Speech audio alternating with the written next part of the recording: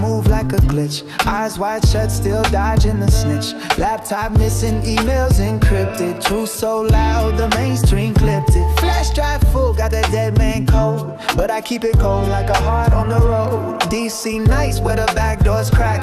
One wrong file and you never come back. I wanna be rich, but not self-rich. Ricky leaking out your dome into a ditch. You wish the simulation had a glitch. You wanna be rich, but not self-rich. But not self-rich. G-man lurking by the food truck line. Whispers in the Wi-Fi trailing mine. Check my 6 when I speak that facts. They erase folks cleaner than income tax. No chain, no fame, just VPNs. Tryna buy a truth in a world full of friends who smile like masks in a masquerade, but flip the switch like a deep state blade. I wanna be rich, but not self-rich. Know too much, get left in a ditch. CIA scratches if Clinton's getting itch. Yeah, I wanna be rich, but not self-rich. They say the truth will set you free, but what if it just sets you up? Tryna whistle blow, you better know you might not ever blow back up. I wanna be rich, but not self-rich. Ricky leaking out your dome into a ditch. You wish the simulation had a glitch. You wanna be rich, but not self-rich. But not self-rich. Tell my mama I ain't suicidal, but they tap phones like a new revival. USB full of names in bold. One email could get me cold. I ain't cute, but I see the plan. Can you save us, Britney Spears? Can we be saved? God, why is Satan controlling the universe? Here comes Santa. Here comes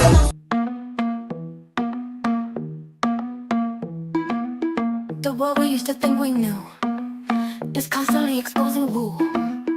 Our possibilities come true. So what we do is call out to the good guys, good guys. Witches, widows, MAGA, mystics, entertaining cunning linguists, good guys. The forum of the quorum needs a secretive society to advance our philosophies intentionally, magically, good guys. Conspiracy, sex, culture, Jamaicans, it's okay to change your thinking, good guys. Good guys, good guys, good guys. The world we used to think we knew is constantly exposing woo. Our possibilities come true. So what we do is call out to the good guys, good guys. Witches, widows, MAGA, mystics, entertaining cunning linguists, good guys. The forum of the quorum needs a secretive society to advance our philosophies intentionally, magically, good guys. Conspiracy, sex, culture, Jamaicans, it's okay to change your thinking, good guys. Good guys, good guys, good guys.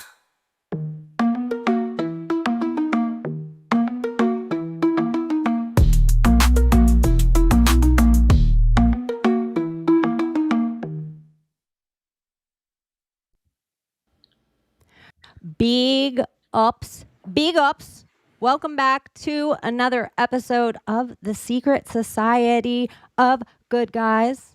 As always, we are your goodest of guys. And if you'd be so kind to hit any of your hearts or thumbs up or like and subscribe or share it with your mom. Happy Friday. Hi, Thomas. Let's do some Gia Monster Venom right now. Let's just slow down. I'm geeking on it. Yeah. Let me zoom into you guys a little bit. I'm ready. Hi. How's your 2 weeks been? We took off Last week. Mm-hmm. And I needed this. Yeah. It's been entertaining. What is going on? News happened. There's like news that we can talk about, I think, right? Did anyone see the Odyssey? Did you guys see the Odyssey like I did? No, I didn't. I want to, but I'm just like, oh, why they make the girl? It's online. You can just watch it online. Like everything is now. Is it good? No. Oh God. Why they do my people like that? I'm super anti 3-hour movies. I can't make it through a 2.5-hour movie, let alone a 3-hour movie. I want to watch it just so I can hear the language that they use in it and to see how similar it is to my language. Because it's coming out that the language that was spoken was the Skiptar language and not the Greek, and everything that you can translate now makes more sense when you use the Albanian language rather the Greek language. Well, So I wouldn't get too excited because this one has specifically been written to use like not TikTok English, but modern English, like 20th century English. okay, all right, good job. They're like, yo, for real, no cap. No way. No, not. I don't think it's that crazy, but I think someone called someone daddy. They're like, yeah, I talked to my daddy the other day. What the fuck? Yeah, I heard all kinds of mixed things about this. My mouse stopped I loved working. Inception, right? So like, I really like that movie. But he's got some other good movies. People really like Tenet. People really like Memento. I tried rewatching Memento recently, and I still don't get it. I mean, I saw it when it first came out, and it felt like something cool and new. But now when I rewatch it, I just get confused, and I'm not sure if I ever understood it. I don't think I've ever seen that, honestly. That was the first one, I think. Not his first movie ever. That was the first one that put him on the map. I It's like not a bad Inception. I movie. don't understand It's just confusing as hell. I mean, I guess Memento, I get it, but I just feel like it was like the first of its kind. Like now there's a Right. lot of movies that play in this like time warp type thing. Okay, I have to ask you, this is so off topic, but so for some reason, like my mouse pad just stopped working. And so now when I click any buttons, it goes ding. Do you guys hear the ding every once in a while, or is it just on my I end? think it's just you. Yeah, I thought the audience might have heard it because I felt like somebody put ding dong, ding dong, ding dong, and I was like, maybe they could hear it on their yeah, I end. don't know. haven't heard it. But yeah, so it's not working, and so I don't know what to do right now. I don't know if I should reset. Like, I don't know if I should reset my computer, or will it knock off this stream, or if you guys stay in, is it fine? I think your it could guys' stay thought. because last time you logged off, we were still in here. Yeah, a few times I've logged off and you guys have stayed in, right? Mm-hmm. I mean, All you're right. working now, right? What's the problem? No, I'm not touching my mouse. But Like, if I can't anything, move anything or open any of the tabs or any of that stuff. if it does go out, we will be back on live. You just catch the next, Yeah, stream I'll restart it just in case. But I wanted Yeah. to mention to you guys now, so you guys carry on. I'm gonna reset my computer and I'll be RB. Awesome. And if Okay. anything happens, I hope it doesn't. What a drag! But if it does, then yeah, They'll understand. see you guys. They love us, right? Yeah, it's Right, probably Pat? just for the extra magic. It was extra glitchy too. So Yeah. even let's see, it won't. You don't hear it at all. Like it No. won't even let me touch my X at the corners of my screen to get out of here. It's a battery issue, maybe? Not a lot No, of it's leave. not attached by battery. Oh. Anyways, okay. Okay. Maybe I don't know. You guys carry on though, and don't worry about me if I disappear. Absolutely. All right. Well, I kind of want to hear why you were coming in hot on peptides all of a sudden today. Like, what sparked it? Well, okay. I saw a Patriot, conservative aunt.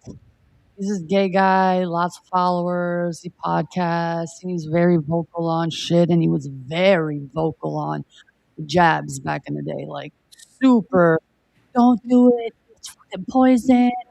Pure blood all the way. Yes. And then I wake up, I'm sitting on the toilet taking a dookie. Let me no, I wasn't, but I was just sitting on the toilet scrolling through my phone.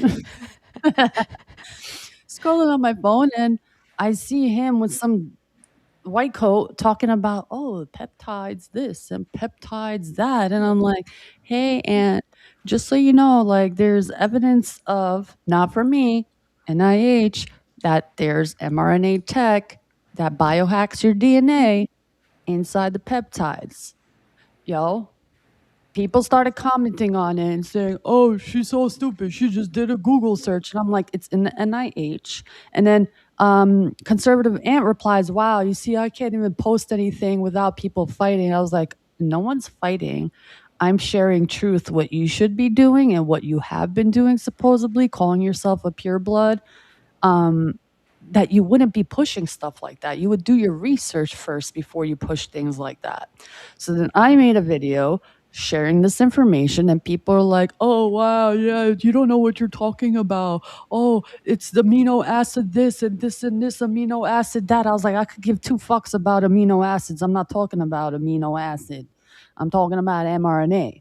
And then the link between Ozempic and vision loss and all the side effects that come along with the mRNA. And it's like, poof, all this information apparently disappeared in 2021, and everybody wants the peptide maxing because it's so cool. And that Clavicular decided that, hey, we're going to push this and everybody's going to fucking inject themselves like fucking junkies because it's the cool thing to do, but not research what you're injecting into yourself. And then when you show them the information, they fucking spaz out. And that's why I got my energy, because they're fucking spazzing out on truth. And I fucking love it. And I say, shove it in every fucking hole that exists. Shove it in your asshole, shove it in your vagina hole, shove it up your ear hole and your This is not nose medical hole. advice, by the way. No, it's medical advice. No, do it. Go ahead, shove it in every hole that exists, you pure blood patriots out there. So yeah, I had to make a couple videos. Some people didn't like it, especially these so-called purebloods. But you got to lay out the information, and it's called, what's that particular lizard that they're using in these peptides? It's like a Gila monster, right? Or Gila like a monster. Gila monster. Yeah. I've like- actually looked into this because I think this is interesting. So it was a guy called Dr. John Eng. He's like some Asian dude, and he was working at Mount Sinai Hospital, and he was doing like diabetes research, and he found this peptide that was in the Gila monster venom, like in their saliva essentially, and he isolated it. But what we've got now, like all the peptides that you're talking about, they're basically like synthetic recreations of the thing that he found. So what happens is that when you say like, oh, it's got Gila, monster venom in it, you'll be like, Snope says that that's false. That's actually not correct. Well, technically, it's just a synthetic version of the thing that they found in the venom, right? I think yes and no. I believe they're using the actual venom like they do in other vaccines, not just an mRNA. They use different types of snake venom, venomous species. Okay, the Gila one is just one of them. But apparently, if you look deeper, a lot of these vaccines have venom in it, especially the Pfizer, Moderna, whatever. And that's what's causing the coagulated blood in a lot of these people, and these mRNA tech kind of self-assembling into these weird structures that wasn't inside the body and all of a sudden appearing. And it's like the new thing, just, hey, you want to lose weight? Yeah, okay, you'll lose your vision, but that's fine. You'll look skinny. Do you think that there's a chance that this is like the advanced version of nanotech? Because one of the concepts of nanotech is that like little computers and like little microcontrollers are all in you. But if you can boil that down to even a smaller level, so it's just biological, then this would be like an early release, right? It's like the beta I test. think so, mainly because, it's literally hacking your DNA, It's transhumanism. Why are you saying that you need to hack our DNA to solve a problem when, number one, we're natural human beings? We're supposed to be taking natural substances like natural herbs, natural tonics, Technically, tinctures. Gila monster's saliva is natural, no? Yeah, but like to inject it into your vein or into your body, I don't know. But then again, when you think about like what's his name? Cornelius Agrippa? Yeah. Is that his name? Yeah. He talks about the research of like, taking lizards or turtles and investigating why they live so long, and like how can we implement what keeps them living long into biology for us. And I think that's where a lot of the sorcery comes from, this witchcraft idea, is like, how do I take this thing and put it into me so I can become the thing, so I can defeat like death. For instance, I could live to 150 years old. But I feel Like there's a way to do it, but they want to push it this way.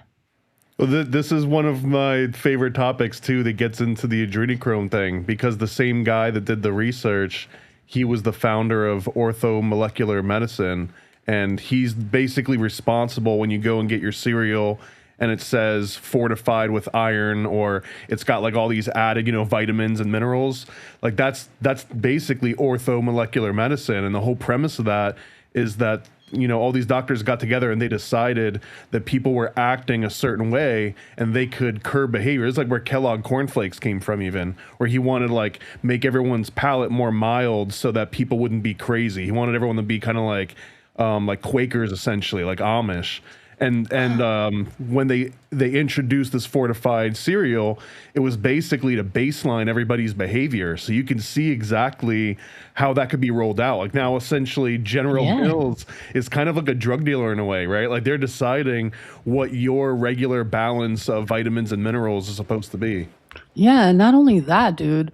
The whole idea of like, what is it that atrazine in the water, and now they're finding out freaking Starbucks and this correlation with making women like hate men. Apparently, there's a study coming out that there's there's something in Starbucks that's making people gay and irritable. Women are becoming irritable. I swear to God, this is not me saying it.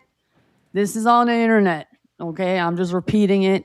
Don't shoot the messenger. Shoot the messenger mRNA. No, let me stop. That was clever. Messenger mRNA. But yeah. What was I saying? I mean, I assume it's like microplastics that are like in the lining of the cups or something. Something, dude. It's all it's all alchemy. And if they found a way to like use the mRNA to kind of find a pathway into our DNA, it's like literally changing people's DNA.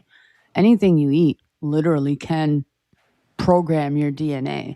Food, water, weather, energy, how you feel, how you speak. It literally is the antenna that creates your reality, isn't it? Isn't that what they're finding out, that DNA is an antenna? Everything that you consume turns into a precursor, which then becomes everything that runs your body, right? Your bones, your blood, everything. Yeah. Some would say you are what you eat. Yeah. Like literally, yeah. So men, if someone calls you a pussy, don't be upset at that. Be like, yes, I am. I am what I eat. Simple reply, Don't be offended by that. It's hard too when this particular topic comes up, because it's like once you've mainlined it, once you've injected a thing, like you fully accepted it, right? And then to admit that was like a mistake, you're going to be wondering for the rest of your life, like what did that do to me? And I mean, there's things that I've probably like snorted on like a Friday night at 2 a.m. where I'm still wondering, like, is that the reason why, I black out every third Tuesday on like a leap year or something? Same, I could relate. Oh man, I don't even know, man. It's like, do whatever you want, y'all. Whatever you want to do, whatever you want to inject, just like the heroin that people inject in the corridors and they don't let people see and people know. Do that with your peptides. Stop pushing it. Well, I think a lot of it too is do whatever you want. I always am where people are like freedom of choice, or we have free will. Cool. Free will has to also work in my philosophy of it, where the information you give me has to be 100%. So my free will would be based on something. Otherwise, it's just lies upon lies. And so with all the medical, but with these peptides specifically, you look at every influencer that's it's this time. They all, if you look at their links, they also all have links to sell peptides. And then when you look at the places that all these places are made, it's like you're mainlining some Joe Rogan alpha brain into they're from another country, and there isn't any kind of regulatory agency that's saying this is actually what's in here. So they're like, this is blue snake venom. It's peptide. FDA safe, but like, really, FDA thinks Roundup is safe. There's a lot of people too that order theirs from like Alibaba or something. You know what I mean? Like they get the ones that say like Ozem like par or something. It's got like one different letter. Ozempit. It is kind of a crazy day though. Like mainlining has become so mainstream. Like where you're just like tie it off, slap it up, inject it. Where it used to be like, ooh. But isn't it That's kind of the ironic? future, though. I think like if you consider how much everyone's being conditioned for instant gratification right now, if you were to go and get some of like the latest today drugs, you're still just going to be taking a pill. So if you're in some kind of discomfort, it's like, all right, well, wait 2.5 hours and maybe it'll be better. The only way you can get that instant gratification is an injection or an inhalation, right? So this is just like a way of feeding in, and maybe it's not for us, it's for like the next generation, where it's like, do you want to be skinny tomorrow? Like pop, pop, pop, pop, like just poke yourself a few times, bam. And there's like most of the situations that we find ourselves in that you have to take a pill for, you could inject yourself and feel better way quicker, right? But it's like not the norm.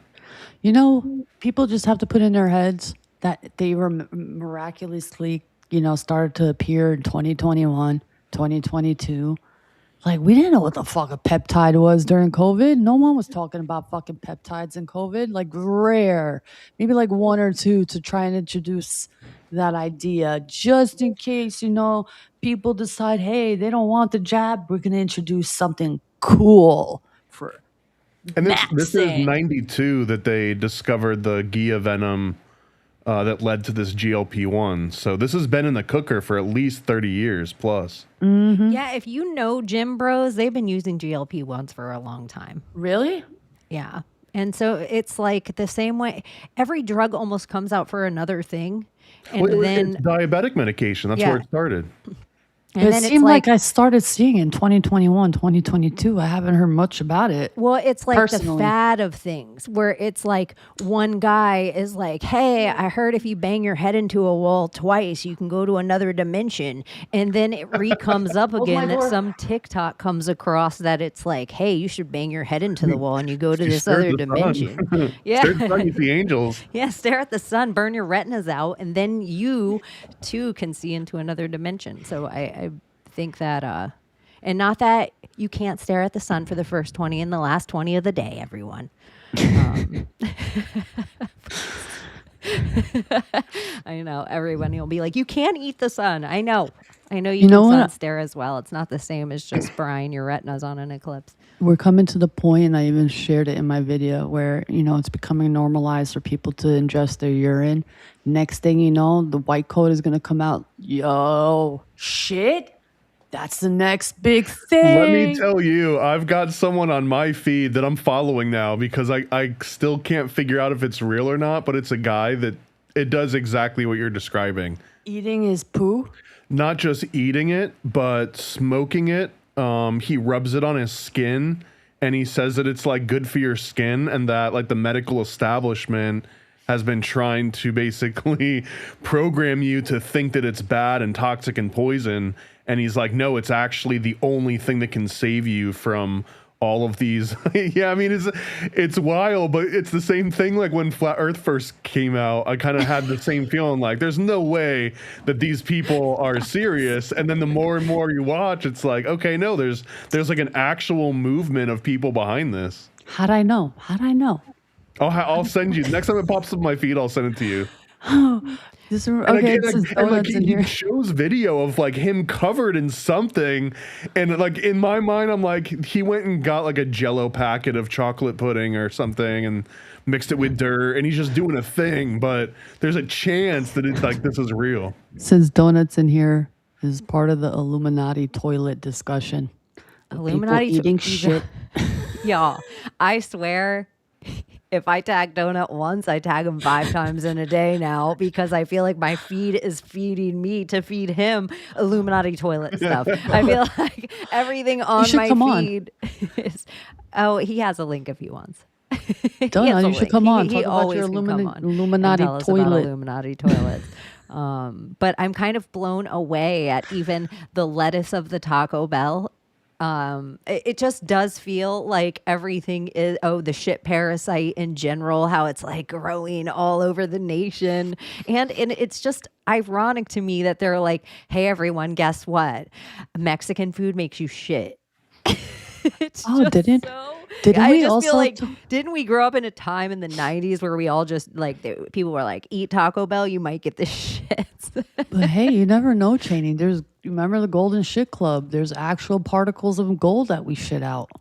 So maybe Taco there's Bell's in something on to it. the story about eating your shit. I don't know. I'm just saying. We did the math on that on a previous episode. I think we figured it out. It was like, we weren't going to be a billionaire, but it was like $400,000 a month or something in gold. So The there's same way that definitely a reason. Lookmaxer just died by injecting gold into himself, supposedly. Like, I just think when your body gets rid of something, I don't think you should like pluck your pimples and eat it. I don't think you should pick your earwax and eat it. People are like, oh, well, boogers heighten your immune system. And I'm like, so does just living. Yeah, why are you pushing this Rockefeller nonsense what on us, is though? this like this eating bugs mentality that people don't realize in the woo woo that I'm like, It's called self-love, Chaney. Okay, everything that comes out of us is self-love, so we got to eat the love. You know that what it comes- is for, though, that I really do believe? All the things we just mentioned, all the things you could put into the ground if you were to grow a garden for your family, and it'd probably be really nutrient for the soil. So I don't think they have to go into you to not go into you. There is a cycle of it that could also happen, that somewhere in our broken like TikTok narcissistic, we have to be involved in every process of the thing. Like, go piss outside, go bury your shit, go light it on fire, do the things you have to do. I bet your tomatoes will be the best tomatoes. Like, they'll give your family exactly what you need, because your tomatoes are like, this shit is deficient. But if you went to one of your friends or family's house and you know that the tomatoes they're growing are being fertilized by their own shit, would you eat that tomato? Yeah, I wouldn't mind. Well, that's what I think an outhouse actually used to be. I think the outhouse was put on the land, and you dug it down enough, and all your great grandfather's shit would have been still in the outhouse. Like, there would have been every single member of your family would have, every tree, every corn cob, everything that was grown on your land would have been grown so specific that I would even argue that your family might have had the best grapes of all time, specifically for a reason. And so there was a reason that everyone wanted your family's wine and wanted your family's tomato sauce or whatever the thing may be. Yeah. They were like, it's not shit that they're literally shit. That's why putting you were on. called the shit, actually. Right? It's not literally shit that they're putting there. They're like creating like a compost, like a thing with the shit, right? It's not actually. You can call it different things, but compost just means like you left it outside for a while and it turned into, soggier shit. Or like dust. I mean, you aerate it. I mean, not an outhouse. An outhouse, it's literally just shit that just sits there and eventually, hopefully dries out. If I know the person's like a heroin addict and they fertilize their like shit, their plants with their shit, I don't think I would be comfortable with it. Like if they're like a druggie or something. Well, like even if you're doing hardcore. your compost, you're not supposed to put like dairy or meat in your compost. Like there's things you're not supposed to put in there. So if you, even as a human, with the amount of protein that you take in, and your shit's different than like a cow shit, so it probably would need a whole different, that's why you'd have to bury it a certain amount of depth and away, so it takes a while to get into the soil and water of your farm. It wouldn't be as clean as like manure, just because you do eat bullshit. Like Layla just said, I wouldn't be okay if it was like a heroin junkie's garden. Yeah, I know. or an HIV infested human, Those tomatoes might be strong as shit. Fuck. Full of Those mRNA. tomatoes might be like, oh, this human has broken ass immune system. They need everything. And it'd be like, burr, burr, burr, and all the other nutrients would come from the mycelia. Probably. When like these Or- pure blood and like health debates come up, I'm thinking back when I was just picking mushrooms directly out of a cow turd and just putting it directly into my mouth. Like I feel like I don't have any room to speak on any of it. See, Ben would come on and probably tell us this stuff too. He'd be like, "Well, you can't put it directly on." Like you know, like you probably have to. Not for mushrooms. It works overnight. That's true.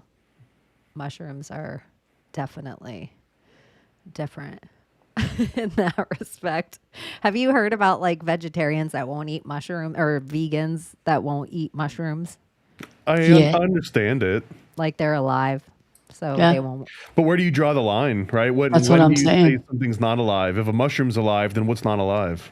And they also won't eat honey Rock. because it comes from an animal. So what do they like? What do they eat essentially? Plants. Vegetables. Plants are alive though. Veggies. They breathe. Or you just become a breatharian, right? Where you just like stare at the sun right as it's rising and you stare at it right when it's going down and then you eat air for the rest of the time. I mean, don't you talk to a plant? And like if you talk to one and you call it stupid and another one I love you, the one that you call stupid starts to wither away. I don't know if I I love believe how that. often this conversation comes up on the show, and this is the number one thing. Like, if Secret Society of Good Guys was ever going to sell something, it'd be a kit to do this. We should sell a little plan kit where it's like call this one smart and call this one stupid. Yeah, pick one word out of a good adjective and one out of a bad, and then we'd have our audience all tag us in their experiments on TikTok and Instagram with the little kit so we can finally prove, is it Yakimoto or something? What's the guy who did the water experiment that all this kind of stems Triggered. from? But I just think this would be a good, because you can do it with rice. People do it with yeast, you know, so. I mean, you can technically. Everything has like water in it, right? Kind of, in a sense. Not everything, but like, you know, liquids per se. Like when you're speaking into the rice and it starts to form alive, moisture. anything biological has water, yeah. Yeah. So technically, like you can program the water to do the thing for you, like when you speak into it. But if water has memory and water is living, then couldn't you be such an extremist? You're like, I'm not going to consume water. Like, I'm not going to consume life. Yeah, I mean, yeah. There's microorganisms all in that water. Yeah. Oh man. I think it's interesting that like where you actually draw the exact line. Like, what about bugs? Like, I'm sure if you don't eat honey, you probably won't eat bugs. Yeah. But then like, what Figs. about Some vegans won't eat figs because there's wasps. Well, like, what if you had a flesh-eating bacteria, right? Isn't that technically also a creature, like a living creature that might have feelings? And so at what point do you take something that Pickle kills juice? that off? No pickle juice for you. What about pickle juice? Pickle juice has like little critters, bacteria and stuff that make it into the brine that it is from a Or cucumber to a kombucha. pickle. Or kombucha, yeah. But these are like extreme positions, right? I don't think most people take it to that far of an extreme. What Like makes it extreme though?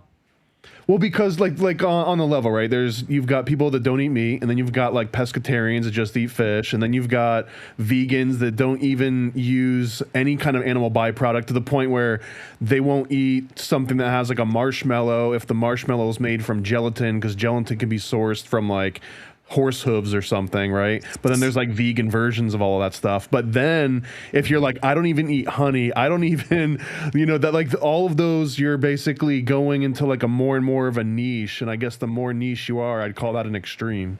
But isn't the premise like anything that is alive?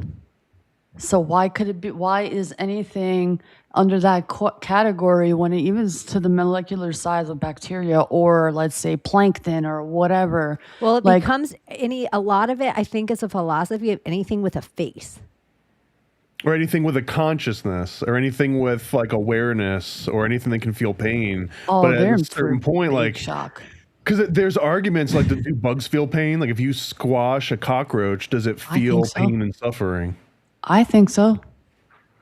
I think everything is conscious, like all bugs, all things that are alive in that sense have a consciousness in it. So that really defeats what they're saying. this part of the movie. Like, let's just play in the other timeline. Like, Hillary won twice. Like, let's just play in that timeline where we all, like, we're on lockdown and we're still on lockdown and we all go through fast food chains because everybody was essential worker and, like, all the beef plants closed down. So now we're eating Bill Gates meat and we're like, oh my God, thank God for Bill Gates. He's such a savior. He made all this. Thank God he thought of it in time to make the meat. Don't you think this part of the story would be telling us veggies were bad? Because that's the next part of the movie that would have to play out so that they can start selling us artificial vegetables now. Like, isn't this the next part? Actually, there's a first, funnier it's easy version to of hate that meat. that I can see playing out. And this, I think it's a movie called Silent Running, which is Wall-E was kind of based on it. But the premise there is that people in the future don't eat vegetables or fruit because it grows out of the ground and the ground's dirty and it's got dirt in it and it's got like poop in it. So you would rather eat something that came out of a sterile factory untouched by human hands, and everyone just eats like little tablets that have got, you know, the nutrients that you need and all the fibers and everything. And when someone's like, hey, do you want to try this fresh apple? Do you want to try like an orange? Everyone's kind of, it's like dirty bumpkin food, right? Like, why am I going to eat something that literally just came out of the dirt? Like, that's kind of gross. So interesting. But when you really think about it, everything eats everything. The dirt even eats like fucking death. Like Imagine if you've only ever eaten like, you know, TV meals and like and Pop-Tarts and stuff. Even if you had like a vegetable, but it only came off like hydroponic system, like you never even saw like dirt. Like you could see things growing out of food towers where it was just like clean growing. I think there is. Sometimes I theorize like New York City should take all old cruise boats and move them into the harbor and make them food forests on the old boats. So it just wigs me out for people in too big of a city. I'm like, if shit hits, like if they lose power for a week, like any hurricane season, it just freaks me out for them. Like we have so many options for food, water. Any water tower that stays up has enough pressure to like give all water. Oh, who cares about anything else?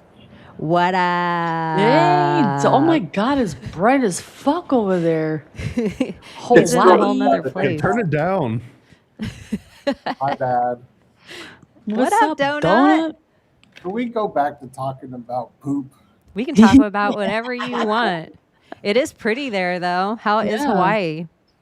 It's cool. It's cool. It's cool. It looks cool. Yeah, let's talk about Illuminati toilets.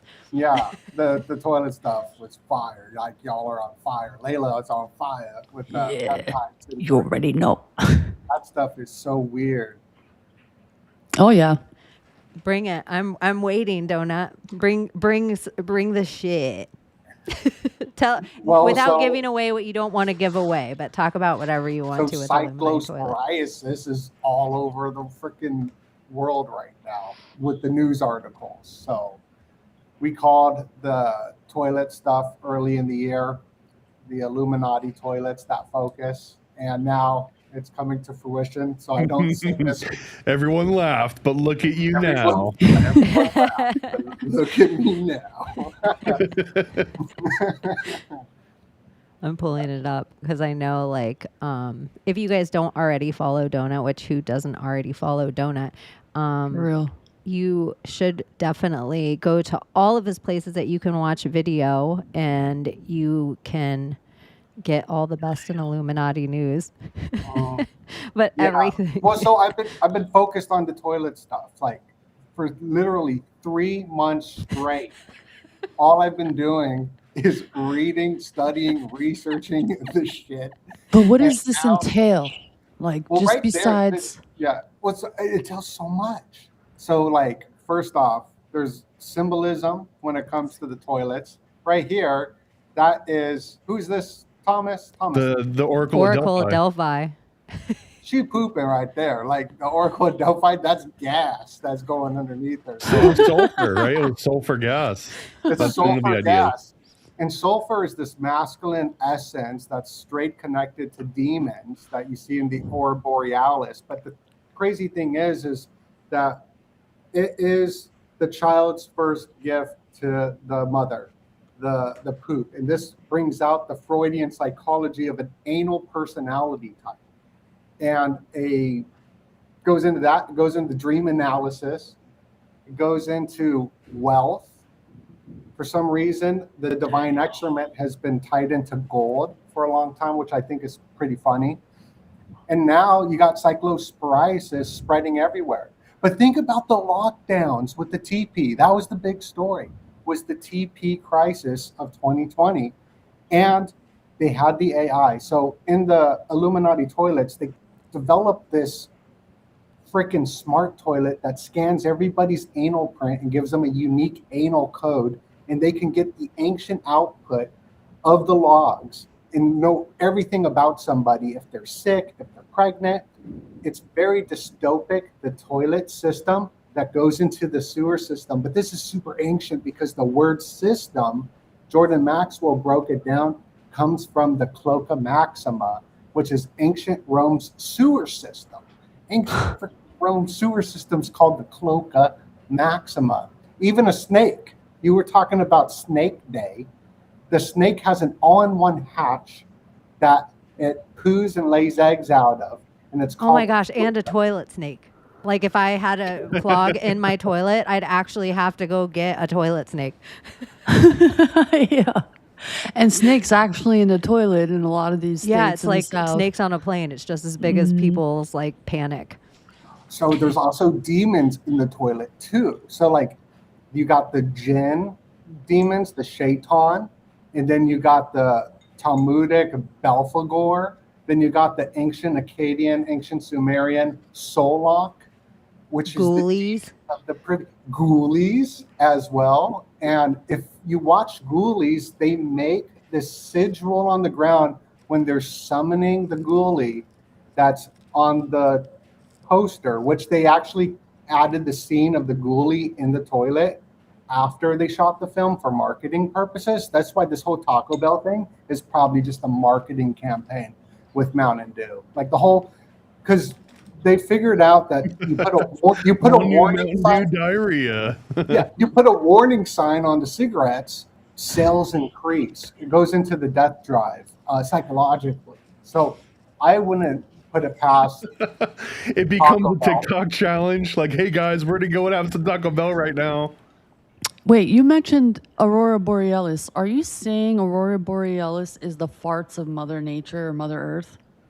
It possibly could be an alive spirit. It could be some sort of fart in nature as well. Like there's funny comedies written back in Socrates' time about Socrates getting pooped on by a gecko in his eyeball. And so Zeus the thunder would be his farts, but these were comedies.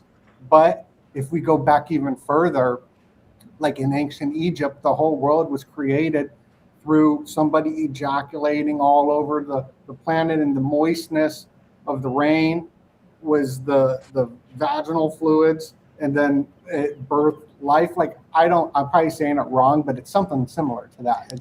And that's not the only life creation story. Yeah. And the wild. Yes. So yeah, I got too much of this. That's why I wanted to hop on. One of the first books like they give a whole generation is Everybody Poops. That's written by a Japanese man, which I didn't know.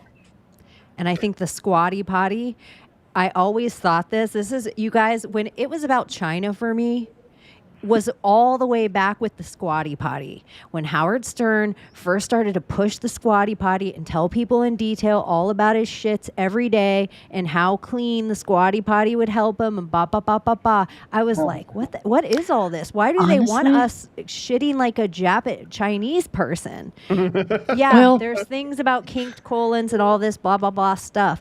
But that's also all propaganda that they all push, that is all medicine we all read to think this thing so that we'll squat over holes just like them, which is all the same exact thing. So already the Chinese takeover, it wasn't just the farmland, it wasn't just the real estate in New York. The fact that they were like getting us ready for a Chinese internment camp with because they were like, we cannot have all these Americans with porcelain toilets needing to take shits. We need to get them unkinked and ready to squat so they're ready to be in the internment camps. So that is part of like I ain't squatting over no hole.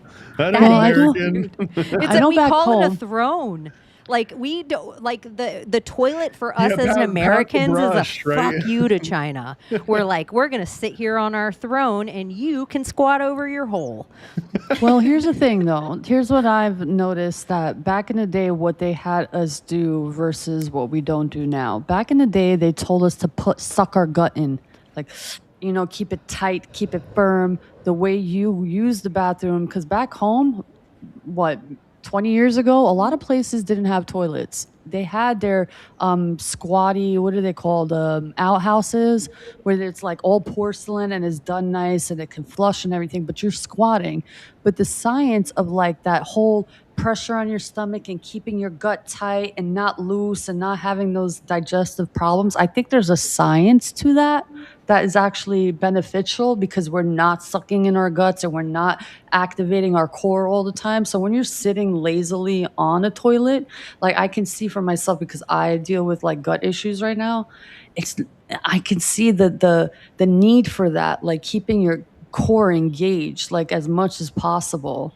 But they used to teach us all that. That was a normal thing. Your mom would like look over, or my mom would, and we aren't from the same place growing up. And I'm sure your mom did too. And she'd say it to you in Albania. And my mom would look at me and be like, "Suck your stomach in." Yeah, like why are you walking like that? When I told that to lady friends of our generation now, they were like, "Oh, that's horrible." I would never tell that to my kids because they think it's all a fat thing. When in reality, you're so grateful that you have that like core strength. You hurt your back less. Like there's so much that goes into it other than just like and that's why corsets make sense too. They're like, oh, don't wear the corset because no, actually it keeps everything tight and like engaged, and that's great for the core. That's great for your set. It's setting your core. Well, these Chinese people, they also got this thing called yellow soup, and yellow soup. Yellow soup. It's ancient. Is it pee? It's poo soup of a healthy fecal human, a human that with healthy poo. And people drink it. Yeah, I swear. This is something, and they still do it today. And right now, it's actually being sold in capsule pills, rebranded not as yellow soup anymore, but as something else. Are you doing a product launch right now? Crazy. And you can get some over on paranoidamerican.com right now. Yellow soup. Comes with a free Real Housewives comic book.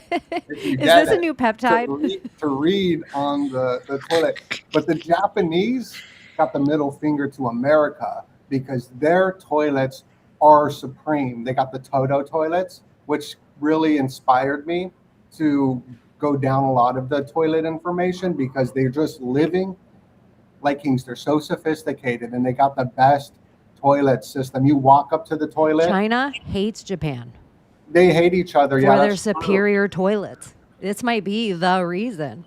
This is a big reason for sure because they crush in the toilet department, but they're Toto toilets. It's called Toto. If you look at the Aleister Crowley deck, it says Toto on it in Japanese, which is Thoth, which is Mercury, which is this mercurial spirit of Mercury, the winged helmet Mario Plumber spirit that can travel. It's the messenger.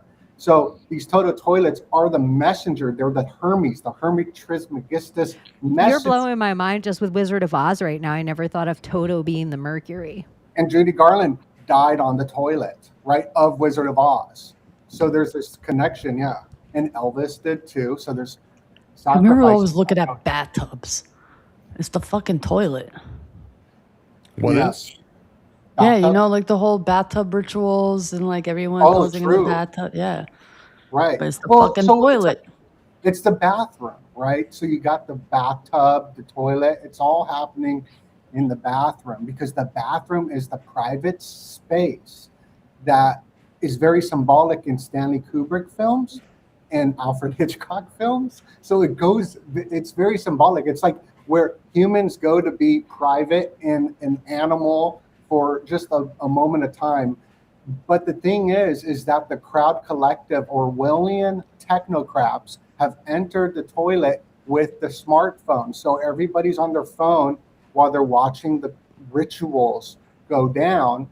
And now the toilets are going to be implemented with this new technology. And this cyclosparalysis is probably part of that, to just tiptoe into this 2030 agenda. Yeah, I've sat on a rich Do you toilet think before. the humans sitting on top, Wow. like, do you think they're a nice sitting on a one? ziggurat? Is that what it's called? Do you think a toilet is some version of like a human sacrifice hole? Like how they would say, like, Giving up your homunculus, yeah. it is. Dropping your kids off at the pool. It doesn't feel like that big of Dropping a the little turds sacrifice, off. though. Like a sacrifice is supposed to be something you wouldn't normally do. The same way they taught us about Christopher Columbus, they also told us forever that Australian toilets went backwards, and that was a lie. It was a lie. Yeah, was I a didn't know lie. this till recently. Those are scams. It's so crazy. It's like, no, that's just the way your sink or toilet's built. The etymology of toilet is very interesting. What? Oh, what is that? Cover or bag for clothes. There's a toilet. A cloth for clothes. A cloth net. Fine cloth cover. Hold on. And then thence applied in articles collectively used in dressing, mirror, bottles, brushes, combs. Then it became fashionable by a lady during the finishing stages of her toilet fence. I don't know. But anyway. Perfume, like a lesser perfume, isn't it? Usually But if you it's like think toil. about it too, it's like what guy, like a true alpha guy, is like, I don't take showers and baths. That's for the lady. Like when she wants to go get gussied up, she'll go and take a bath and a shower and put all that stuff on. But like that's the ladies' room. But it comes from the word toil. Hunting, which is curious. cloth, web, to weave, construct. It's just very interesting. Why would they use that word? Yeah, toil. That's Why so would it be interesting. Yeah. toilet? Is this why like groups of women go to the bathroom together, is to go and like toil? We And spot we- each other in there so no one has Weave. to touch the Yeah. seat with their cheeks. We weave our manifestations into You always have to reality. go with another girl because they'll hold your hand so you can just hover. Just like the fates, baby. Uh-huh. I usually say ACO. that whole thing of girls know, you going to know. the bathroom in pairs is just a lesbian psyop. Well, so with guys, it's territorial, just like a rabbit shitting. The rabbit pellets, they leave a poo trail. They have two different types of poo. One is the rabbit trail, and I'm following the rabbit trail, not the paper trail. And that's a territorial thing, just like a dog pissing on the Illuminati hydrants. That's like a territorial thing. And guys, when we go to the urinal, we're like territorial as well, which is interesting. So it's interesting to hear about the female perspective in the Bono. This is in Oregon, the old bars that were all attached to the Shanghai system, which was Oh, is that the one that's like the toilet for everybody? just the front of the bar was just a urinal. So it's like, you What? know how there's those at the bar where you have the like place where you put your feet if you were sitting at a stool and you'd put your feet on it. That wasn't made for that originally. It was like the front of the bars were just urinals. So you just be having a beer and chit-chatting because there wasn't ladies in the bars. It was all like working men that were in ship Ew. systems. So What the the whole fuck? entire front. And they were like copper and bronze, like crazy nice materials. When you look at these old urinals, they're next level. It almost makes me think he who has the best toilet rules the world. Like this is something like if you look through time of just who had the best toilet win, you'd probably follow the dynasty. I want to say I've been to like some weird place in Texas where like the urinal was like a huge like river water trough made out of like nice like shiny brass and everything, and everyone would just go into this room and like pee in this weird little like river that was like constantly flowing water through the whole thing. It wasn't like anything normal you've ever seen. Like there weren't individual stalls, just like this big winding sort of like Piss a river. bronze river. You were like talking India. about gold in the poo. There's gold in it. Golden the shit. Yeah, the Golden Shit Club. Yeah, we talked about it last year, I think. Everybody has like trace minerals inside your shit, inside your whole system is constantly processing it the way they're like, you have microplastics in your balls. Yeah, and you also have gold and silver. And Yeah, you got like nanoparticle. Like if you're around electronics, most electronics have some kind of trace gold or whatever in them. So like at any given point, you're breathing in little tiny nanoparticles of gold, and since your body can't process it, you eventually shit it out. So if theoretically, if you were to collect everybody's shit and had a way to extract just the gold nanoparticles, I think the math we did was that in New York City, after 1 month, you could harvest around $400,000 worth of gold. But that's only going up. You know, like the price of gold only goes up from here, so it would scale with inflation. it was crazy to look at how much like the average person had in them. And then if you took any big city and you were just like, theoretically, if we put a filter on it to catch this stuff, and that was just gold. It wasn't was just one silver or platinum or anything else. Yeah, it was just one city. So etymology urine. Okay. Just to see. And it You're in comes luck. from Layla has etymology. I love etymology. I fucking love it. It's like I'm I do addicted too. to it. It comes from the root word the Latin word urina from which is regarded as a source also of Greek oran, urine. It is held to be a variant root of water, liquid, milk. And in Old Norse, it was called drizzling rain, or it meant drizzling rain. And then it connects to the word udder for udders and like milk. So. And even the word shit is etymologically connected to cutting. So it comes from, dang it, I forget what it comes from. I just listened to it. Let's see. But it's like scat. I think it comes from scat. Shit comes from scat, which means to cut. Skit. It comes from skit, skay, to cut, split, or separate. Skay. You also in your digs, John McAfee. It was interesting that he was one of the few people, if you could theorize, that would have a backdoor to the internet. Like everything that people are like, oh, the dark web could be a honeypot, or Epstein Island could be a honeypot, or Playboy Mansion, or just John McAfee could give away computers to everyone with literal backdoors, which really happened. So I feel like the drag of John McAfee was all about like, he's into scat. He's into playing with shit. It was like part of the, like they were trying to find anything on this guy to just put through, instead of just admitting like, oh, he has the backdoor to the internet and faked his own death. Yeah.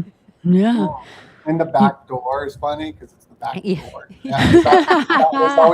That was you were going with it? No, that's perfect. Yeah, like that is so funny. But I just remember him being really a scat thing. Like that was like the first time I heard of it, where I'm like, what? People are into what? And it was all John McAfee stuff. Well, since we're on the topic of etymology, for some reason I saw passion. And I was like, I just want to get the etymology of it. You would think it's an amazing word, but it's not. It's a horrible word. It's to endure pain and suffering. And I'm like, how is that used in romantic terminology? I want passion. I want this. I want that. So you're manifesting fucking suffering? No, I don't want fucking passion. I don't want it. Keep it. I don't want it. And then it came to my mind, Passion of the Christ. And I'm like, why is it called Passion of the Christ? And now I'm like, suffering of Christ. Well, also you were talking about the peptide rituals, and I was breaking down the methylene blue rituals, like how connected it is to Mel Gibson with Apocalypto, and also that whole community that's like on UFC, right? Everybody turning blue, but it's sort of the same field. They were all mad at me because I was saying that the organs are turning blue. I wasn't even saying it was good or bad for you. I was like, this stuff turns you blue, so maybe it's like some sort of ritual to turn people blue, like an apocalypse. Mother God. That chick that they tried to put that whole documentary Shiva? on HBO, she turned blue from injecting it. Oh, The, Silver? the QAnon lady, yeah. Yeah. And then you got Bonnie Blue, and then there's just like all these different kinds of blues out there. Let me Ivy. throw here too, in case you don't have this note, but Mel Gibson in Lethal Weapon 2, they do put a toilet bomb, like they blow up a toilet in that movie. So there's another Mel Gibson toilet connection. I hope y'all don't mind me clipping like this and putting it on my channel, because this is No, great. not at all. No, Yeah, do whatever you not at want. all. Yeah. If anything's interesting, you steal Even it. the Taco You Bell sure was in Demolition take it. Man. The seashells. Taco Bell won the fast food war. We were talking about like the food wars before. In Demolition Man, they make that prediction that Taco Bell wins the fast food wars, but it's not Taco Bell anymore. It's like little tiny, like synthetic things that's just called Taco Bell. Are we really going into a world like that, y'all? But also in the ziggurat, like that's that triangle shape where, like you were saying, Apocalypto, where they would bring all of the people to sacrifice them. It was at the top of the pyramid. And so they would like feed them to the top. That is exactly what a bell looks like with the ringer on the top. It's that same like human. It's like the Oracle of Delphi, where it's like the human on top of this like triangle shape, which is kind of similar, like, except upside down, I guess, a little bit with the porcelain. You said bell, so I just bring it. Good. Get the demons out of the room. What did you just say before that? Reminds me of Alan Watts. That brings you into the now. Have you ever listened to Alan Watts? He's cool. Yeah, all the time. I fucking love him. Yeah, I like him too. I like he has this book called The Book. The what? It's pretty cool. Yeah, it's like. It's called the what? It's called The Book. The Top of You, and it's like pre-David Icke like work. In a sense, like it's one of those books you read and you're just like, what the heck? Especially for me, it was. I play his stuff right before I get ready for work. I'm sitting doing my makeup and I'm just listening. It's the best stuff to listen to and just like relax and be calm to, and just, oh, I knew that already. Oh yeah, I knew that also. There's just great stuff. I learned about him when I was 17. And I was like in my gangsta phase, right? Where I was like listening to rap and thinking I'm all cool. And then I heard Alan Watts and I was like, whoa, I've never even thought, like I was thinking a totally different way. And I've been sort of chasing that for a long time since then. I feel like that was one of those big moments where I was like, what the heck? And right now I'm like into all these different types of, it's just like when you learn something new, it feels like you're drinking some coffee. You're like, whoa. Yeah. Did you hear about, okay, I don't know if you heard about this. What's the guy's name? And I'm just saying this, I know his name, but what's the guy's name who has the big church, who's real positive? And I'm going to start it off. Oh, Joel Osteen. Okay. So his name, Mandela. You saw that? Okay. Yeah. What is it's that? not Osteen. Yeah. It's Osteen. It's changed. Yeah, it's Osteen. But his name changed. Now it's Osteen. And it's like everywhere. I even said Olstein, right? Just you did. now to you. That's why I did that. So did I. Yeah. Because that's his name. It Thomas? ain't Osteen. Wait, are we saying this is like a Mandela effect? Yeah. Contrarian Thomas, what do you think of this I one? thought it was Olstein. Thank Yeah, you. it was. It was Osteen. I've been listening to him since 2012. If you start off with a joke, it's that's why I don't know how he talks, but you start off with a joke. He's just a weirdo. He's not a human being. That into Osteen. I know he is weird. Osteoporosis. Huh. It's interesting. It's like a Berenstain. Like that gets in my time travel Olstein. wars. Yeah, it's like a steam. Olstein, Bearstein. That's crazy. I think people are messing with coronavisors and Tesla tech and everything else. And I think that is some of the shifts in some of this stuff. I feel like reality is like shifting sand under our feet. And we're like, this is how it is always. And I just don't think that, I think it's malleable. Or Listen we're to not this. always on the same timeline or dimension. Under one of the Olstein Mandela videos, people are describing their own Mandela effects, okay? There's this one person who experienced a wild Mandela effect, and it had to do with his 4-year-old son, okay? And having a particular birthmark, and his name is Dave, okay? So this parent goes to the store and is like, wow, like staring at this guy, just like, my God, he looks just like like an older version of my son. But like, why can't I take my eyes off of him? So, it's He's gay? his turn to, no, it's his turn. So it's his turn to get checked out. So he's like, I'm sorry for staring, but like, you look like an older version of my son, like spitting image of him. He's like, it would be funny if his name is Dave. And he's like, well, his name is Dave. He's like, what a coincidence. And he's like, yeah, it would be even funnier if you had the same birthmark as him. And what do you know? Same birthmark, same fucking spot, looked like him, 24 years old, and that's 4-year-old, so a 20-year-old difference. So then he goes home and he's in his head, he's like, wow, what the fuck? Like, I think I met my future, like the future version of my son on this timeline. So then he goes back to the store, brings the receipt, and he's like, hey, I want to see if this guy's here. He's been going every day for 2 weeks. And he finally went up to them and said, does so-and-so Dave work here? He's like, no, we never had a Dave work here. He's like, what are you talking about? Like, I remember this day perfectly. Like, this is what happened. You can even go check the cameras. They're like, no, sir, we never had a Dave work here. He's like, Britt, show me your receipt of the interaction of the day. No, Dave wasn't on the receipt. Like, this person did not dream it, but experienced that experience, but that person never existed. So it's like, was it a time jump? What did timelines cross? I don't fucking know. It was just mind blowing to see that testimony. And I'm just like, it's not the only one. Many people have had that testimony too. So what is going on? Haley Zega, I believe. She was walking in the forest and with her grandparents, and she was lost. And they would put a search party out and all this stuff for days and days. And when she was lost, she said that she found a girl, and the way she described her, because they found her, and she said that she was with this girl, and this is a story that you can look up. And the girl she was with that was leading her where to go was another girl who was lost like 30 years prior that was never found. And so what happened is that they walked through some sort of portal, right, that into another. So time would be like a game state of play where it's not like, it's like, when you go back in the game and you just return to, it's something like that. That's kind of how I'm understanding it, reading about it. And so this guy, he could have walked through some portal. Like, was the kid there? Maybe it was the kid. I don't know.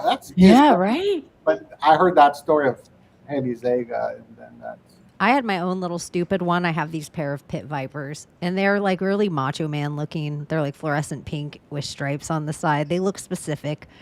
And I was driving in my car, or like I was about to pull out in my car, and I was like adjusting the seat, and I'm like moving the little zzz on the side, like to adjust it, and it like kept clicking, and I was like, what the hell? This is a relatively new car. And so I stuck my hand down, and I pulled out a pair of sunglasses that looked like a fair version of the sunglasses I was wearing. Like, this, I never bought these before. This car is like, it's like we take really good care of it. There's nothing shoved under the seats or anything like that. And it felt like they were my sunglasses from a lesser timeline. Like, they were my exact same sunglasses, but like a shitty pair. And I was like, and the way I pulled them out, I snapped them. And I was just, I don't know, it gave me this feeling like, oh, these are safe. Like, I'm not going to break these ones I'm wearing. And I had them on, so it wasn't like an extra crazy. Like, it was just like, what the hell? These are the exact same glasses, like the exact same line. Anyways, it was my own little nerdy. I want to manifest my own, like, glitch. And I need it to happen. I need to witness it. I need to be, like, a walking testimony of that truth that is happening on the media and on social media, because I love hearing these stories, but I want to be one to witness it. My mom says she experienced one. I walking said this through in a my head, beach. Layla, right before it happened to me. Like I said this exact same thing. Like, bring it. I'm kind of like mentally prepared for this kind Yeah, of thing. And I I was am. thinking, how often would this kind of smaller one happen to people that they don't say it? Like life before social media. Like, would this be a Time Life book series? Like, are you someone that's experiencing glitches in your matrix? My mom did walking on the beach, bro. In our old Airbnb that was on the beach. The building is just by itself, then club, like an empty parking lot, then Club La Villa, and then the other club right there, and then houses, okay? And my mom's walking and walking and walking towards the clubs, towards the other club, towards the house, and then she looks up, and all of a sudden she's back at our fucking Airbnb, and she's like, Layla, I swear on everything. I swear on my dead son. I don't know what happened, but I was in my mind, like just thinking, and she was like not there. Like she was in her head walking in her space, whatever she was doing. And she's like, I swear to you, I walked down, started walking, and all of a sudden I end up right in our front of our Airbnb. And I'm walking 20, 30 minutes. This is not just a 5-minute walk. I'm like, I don't know what to tell you. I don't want to say I don't believe you, but that's wild. She That's walked through a fucking wild. portal, probably, kind of like Something. that's what happens at the Sargasso Sea of the Bermuda Triangle, where planes they'll go or they'll leave and they'll arrive at their destination like 30 minutes earlier or an hour earlier than when they took off because they go through some sort of portal there that messes up the time. Yeah, an airplane, different planes. You can literally go through different planes of reality in the air using an airplane, helicopter. I'm telling you, this time machine thing, it's not too far fetched, y'all. It's an airplane. It's a fucking jet. It's a fucking helicopter. Who's gonna win this soccer game? Who's playing again? Argentina and Spain? Yeah, They already decided, didn't they? People are saying I think on the posters, it's Argentina, right? Like this is what the conspiracy theorists, all the first posters that came out, Argentina was at the front or something with the Argentinian sun. I don't know. it's like a Jesuit kind of looking sun. It is a crazy looking sun. It is a Well, really but it's weird- I don't know. I don't even know if that's the Jesuit has it, but it's also in the tarot, which is older. So it's like a symbol, but like it's sublime, maybe even uses it, but it's like the rose compass sort of, but like how it's like a little squiggle and then a straight line and a little squiggle on it. It is a creepy Well, looking face. apparently there's a way that you can tell.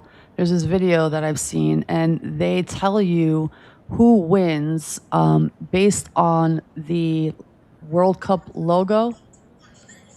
Oh, really? Yeah, And hold what on. was just saying? Just saying. I'll show you real quick. You see, I think there's 32 spokes on it, just like the rose compass. I went down a symbolic rabbit hole on the sun rays and all that. Yeah, for this a is while. this is the Jesuit symbol, the Sacred Heart of Jesus. Mhm. Yes. Thank you so much, Lolly. You're super sweet. I'm going to Aw, leave that up for a minute thanks. because you're so nice. We appreciate you all. I'm sorry I haven't talked to you guys enough. I feel like after I got the glitch, it made me weary about touching anything on my computer. That's exactly what the demon wanted. Two spider bites. I don't know where it came from. I got like some freaking crazy bite too on my like leg and bleeding. Yeah. I don't know. And what- now you guys are both nano chipped, and me and Thomas cannot speak to you much longer. Okay. One right here and one right here. That it's face is just crazy, though. so It's creepy. kind of It is Easter creepy, Island yes, or like, something. It's it looks giving like it's doing the Kim Kardashian like. it's giving Macedonian flag. Yeah, it doesn't even look like any Argentinians I know. It doesn't have Sampaku eye, so I trust it a little bit. Is that, well, I mean, if this is, just hear me out. If this is a Jesuit son, then this is probably a German face that got smuggled into Argentina right after World War II using the Vatican rat lines, right? Well, so this is, I thought was interesting that a lot of people don't talk about. They went to Argentina with the rat lines, but they also went to the Middle East, to like Egypt too. That's interesting as well. So you got I all didn't even think about how many people fled to Argentina before. I didn't even think about the like Antarctica attachment, like so much of the script. I always bet on sports by the script of what's going on in our reality.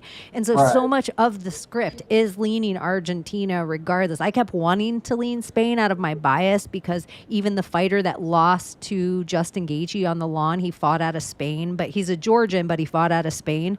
And so it kind of felt like, oh, this kind of fits on the storyline. And then I'm like, I don't know, Argentina with this creepy son. also Yeah, there's a theory actually going on with Messi right now, and why he's the only one who's wearing different types of shoes compared to everyone else.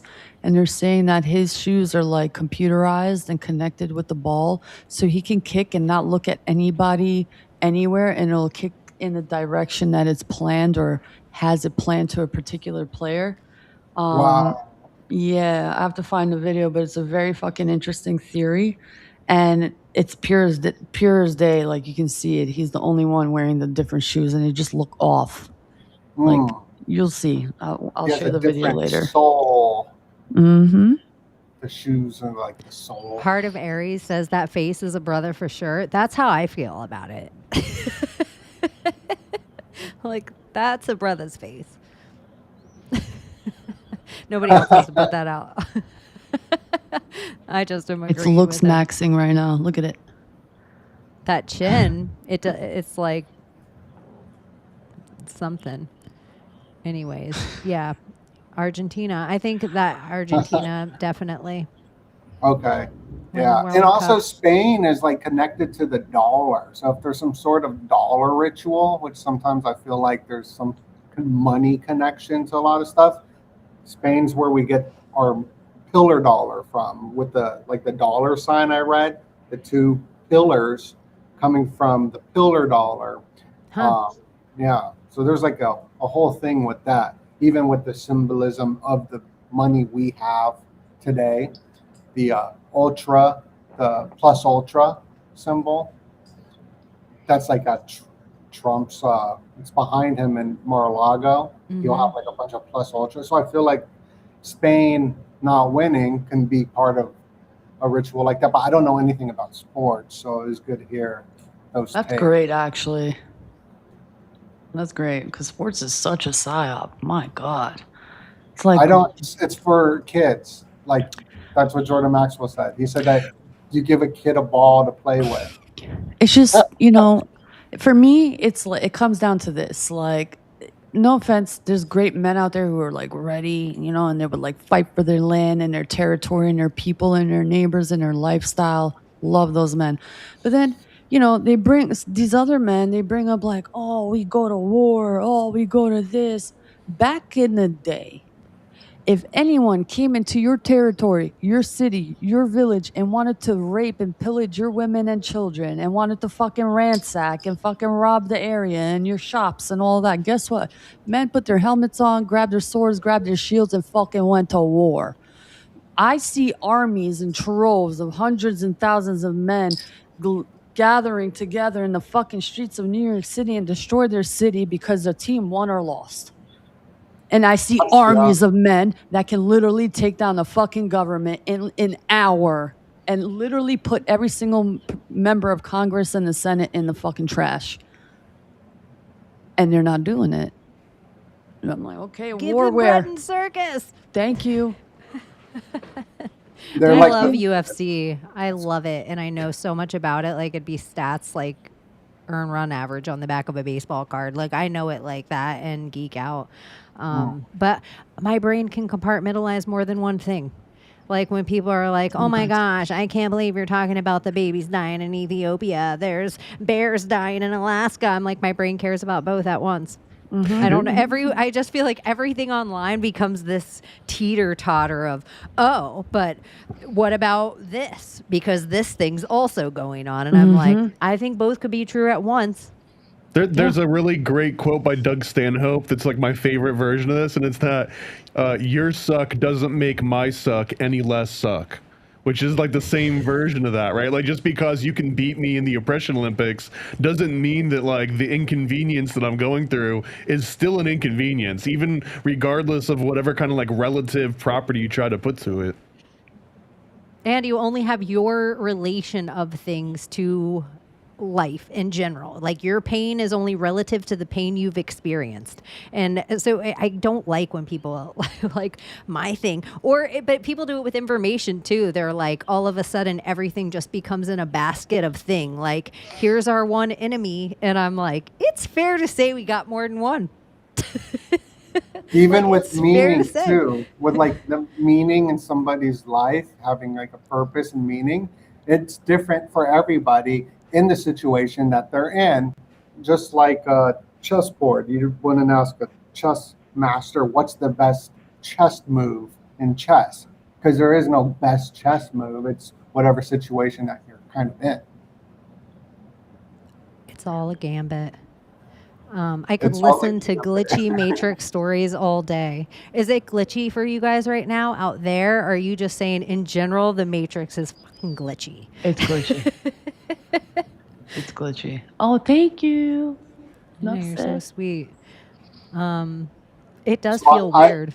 I'm in Oahu, and that's where the Holloway guy is from, the fighter in the UFC. Max, Blessed, Holloway.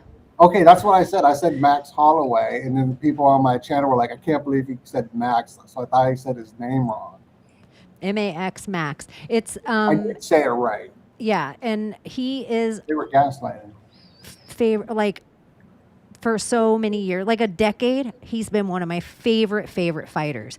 And everyone's like, oh my gosh, this is such a thing with McGregor's knee. Yeah, I know that too, but also, Max was favorited in that fight. Like, there was no Vegas wash about it. Like, Max was the fighter that everybody was expecting to win the fight. Max was the one that just called Justin Gaethje, the guy who won at the White House that made all the thing.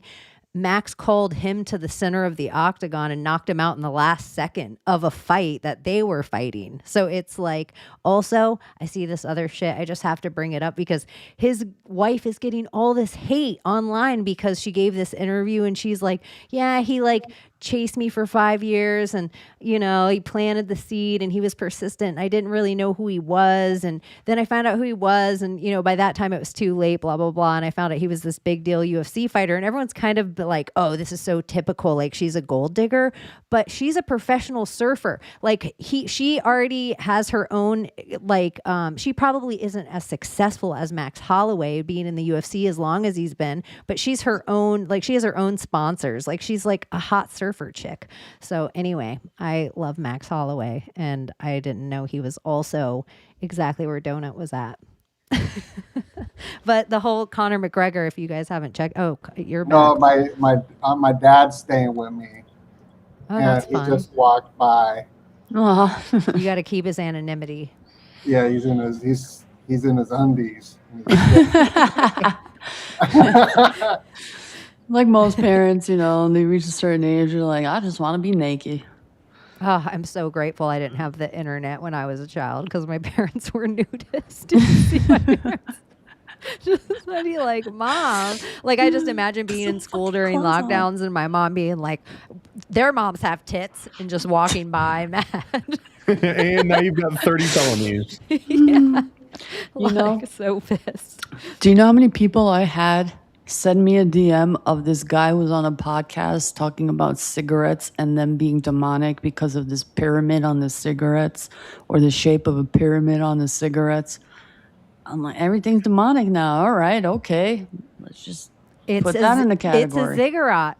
This is what I'm talking about. It's like the only other word is a cigarette. So like zigzag. And you look at every single one of the boxes of cigarettes. It's Salem, that's Jerusalem, and it has triangles. They all have pyramids on it.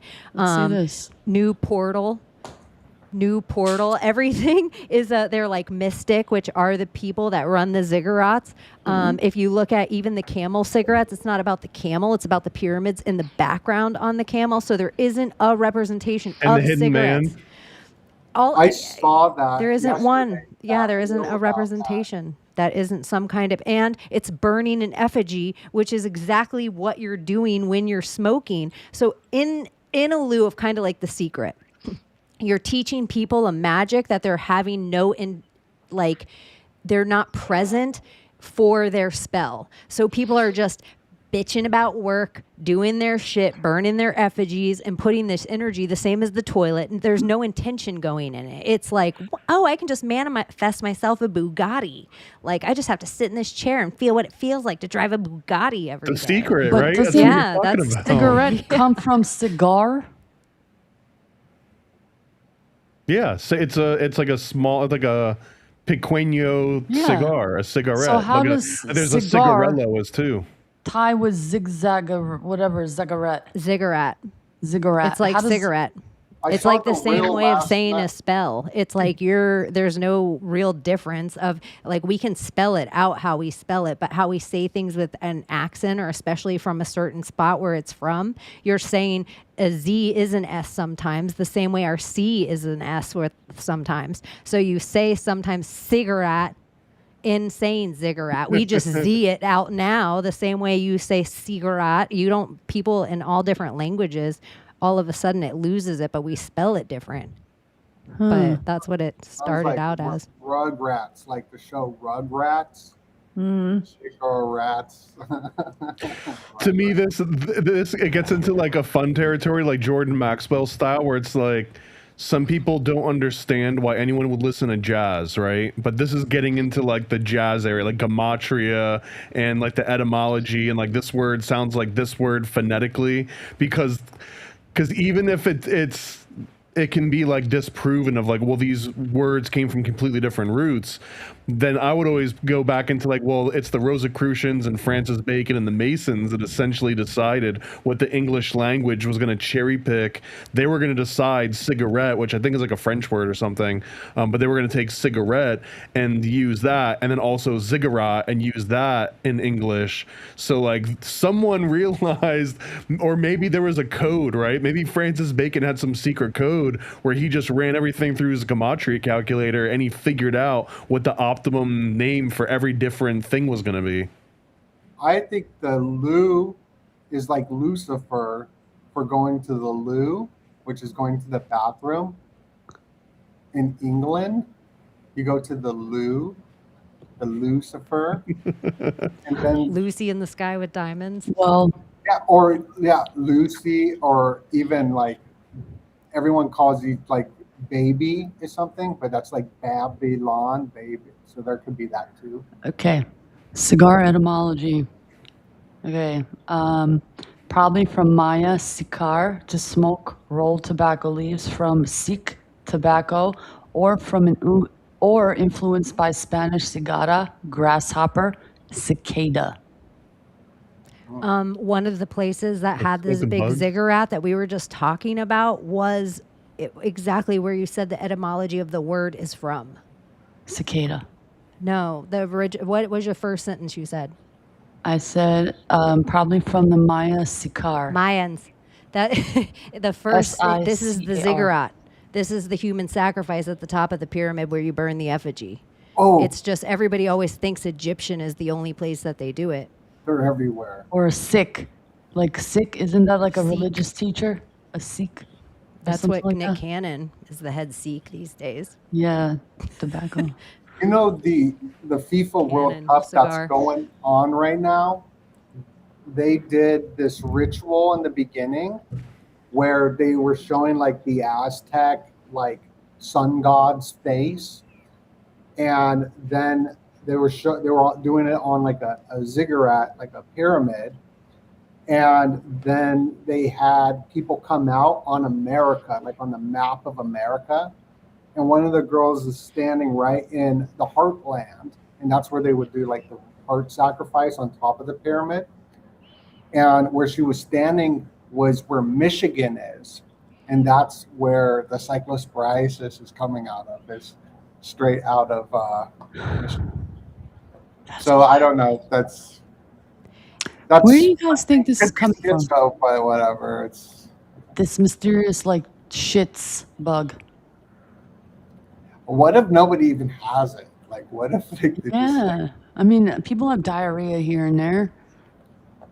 We got the runs here and there. If you feel something cool, no, if you're swimming in the pool and you feel something cool, diarrhea. I know. I do think it's a weird one, and they're like 45 people, or they're like at first it was like 1,000 people have the poops in a population of 340 million. Is kind of a weird thing to talk about. And it happened on May 1st. That was the day it happened. That's the day the Illuminati was founded. It's all year. It's the May Day call too. It's like May Day. Like, Mayday, Mayday. Also, if you think about this, like one of the ways that the state will investigate a person is they'll go through their trash, because once you get rid of something, like it's basically public domain, and that can be used against you, right? So here's another version, like even like unless you're on your own sort of like septic system, a lot of people are on like a city water supply, and once it goes beyond a certain perimeter of your house, like whatever you just flushed no longer belongs to you. So here's like a data point that they could tap into, that they have legal rights to, and they can basically do a full analysis on like your block or your area, or even, you know how right now you can get apps that will monitor how well you drive, and depending on the little like accelerometer and the gyroscope in it can tell if you're like slamming the brakes or if you're going too fast and all this stuff. And then you get like a discount if you let them feed off that data point. This is just going to be another one of those versions where like you can opt in, get like $30 off of some bill or whatever, get like a $2 coupon off your Pop-Tarts if they can detect that you're eating enough Pop-Tarts. You'll get your social stool credit. But don't they already do that with your algorithm, like with flights and shit? And apparently, like if you go to a library, you could get a cheaper flight when you order online versus your phone, depending on like how rich you are or how, I don't fucking know. Yeah, That's how like the monopolies came in and took over, like Amazon. Like you go shop at Walmart or Amazon, it was cheaper, but now it's more expensive. They got like a tax and a delivery fee and all that. Well, they're smart because point too. They can detect if you are definitely going to buy something, and if they know you're definitely going to buy it, they'll inflate the price, just like 3%, but they'll inflate the price knowing that you're still going to buy it. And that's why they show a better price to other people. And like, there's even instances where if you go on to the airlines, you have to basically like clear your cache or use like a new browser window and use like a VPN, and then you'll get that first price that you saw like 2 weeks ago. But if they notice like, oh, this person was looking at this flight 2 or 3 times, now they're back to buy it, let's add another $50 to the top of it. Like just because you know that they're interested. I think they're going to put blockchain technology in the surveillance sewer system. Motherfuckers. Well, I think that they already did, right? This is something they could easily have done a long time ago. They wouldn't have to tell anyone about it, and it's totally legal because you don't have ownership of your own shit. And this goes into the Emperor Vespasian's urine tax, his famous urine tax. That money doesn't stink. Have you ever gone down the rabbit hole of like creepy manhole covers? Oh, what's of that? Like sewage systems? Well, all over, some people say like within the network of the sewer system in the underground, that the elite put symbolism on top of all these sewer systems above ground so they can figure out how to get everywhere. And I'll try to pull some up right now. But then there's some on New York that have like a gator pulling a baby under. Yeah, in the subway. But then there's some that look like actual coins, like where the symbolism on them is really crazy. Really? Wow. See, there's so much information that I got to add on to this Illuminati toilet book that I've been working on. That's why I want you'll to see. this. And it's not just in New York City. It's like every city you can think of. They have weird symbology on all of them, like even the like fractal almost design on it. Just very, very, very interesting, honestly. The ones in New York City in the subway system with the alligator and a child like eating the tush of the child. It's just fucking weird.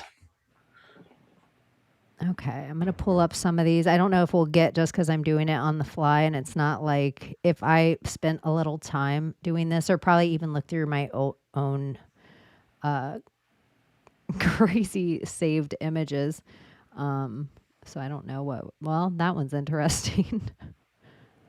Right off there. Yeah, don't go in that hole. Yeah, don't go down there, you guys. That one might be crazy.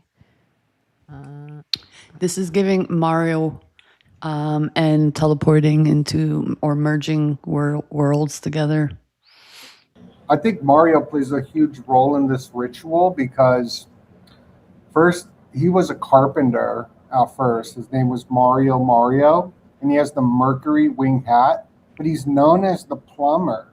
He's the plumber, and Mario was in space with his new movie Galaxy. He's like that was dropped when the Artemis 322-foot rocket in space toilet malfunction. Like all year long, it's been about toilets. You got the Hanta, which was toilets on the cruise. You got the Iran thing with the toilets on the U.S. Navy ships. You got the space toilets malfunctioning. Netflix started us out with Shit Cruise. Mm-hmm. Remember, we all got Shit Cruise? What's that? That was like a Netflix documentary where the whole entire cruise boat got stranded at sea and then started overflowing shit into the hallways from the plumbing. And there was no water. Yeah, no like clean water. Yeah, I think it's called Shit Cruise. Yeah, added to the research. Poop cruise. That's what Poop it is. Cruise. Yeah. But low key, this is giving like the Super Mario Brothers movie back in the day. What was it, 1993? Yeah, where, there was one, world where Koopa and all, even humans lived together, and then a particular type of meteorite struck and split realities. So you have two different dimensions living in the same timeline, and he finds a way by using the meteorite to merge both realms together, and is giving CERN, it's giving glitch, it's giving... I don't know. That's what is giving this reality. It's like they opened a portal to kind of merge realities with some other reality, and that's why we're seeing like weird shit happening. Don't forget too, the Mario plumber thing could also be a nod, because you just mentioned he was a carpenter. Well, he was kind of like a mason because he had a hammer and he breaks bricks. That's his whole thing, is that he runs around and he breaks bricks open. And the fact that the plumber, because a plumb in masonry, the plumb is just another one of the Masonic tools. It doesn't mean that you're like a plumber and that you work with pipes, but like a plumb in that's how you basically establish like a foundation. Well, I was also connecting.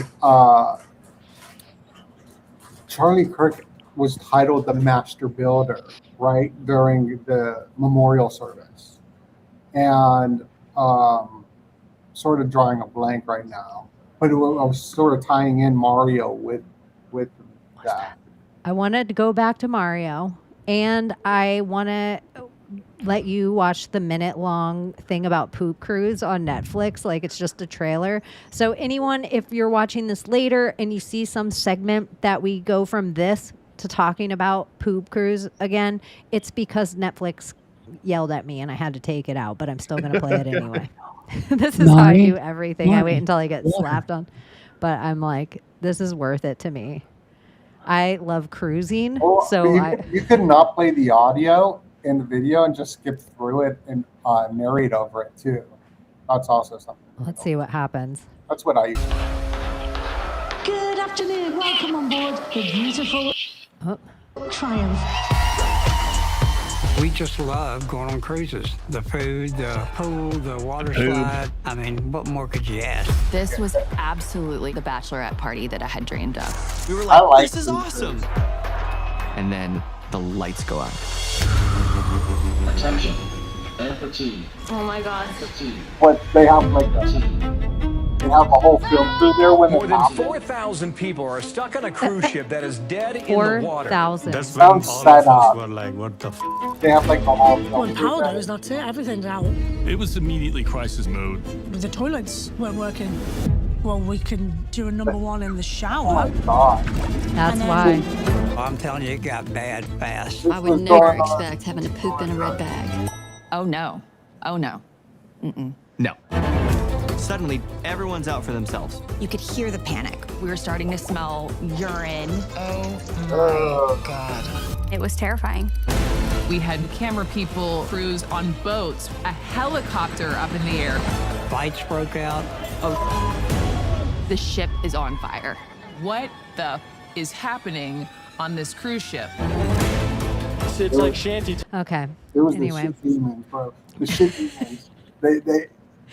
They didn't get their flushes, and it summoned something out of the ancient Tibber. It was like And it created a poop demon.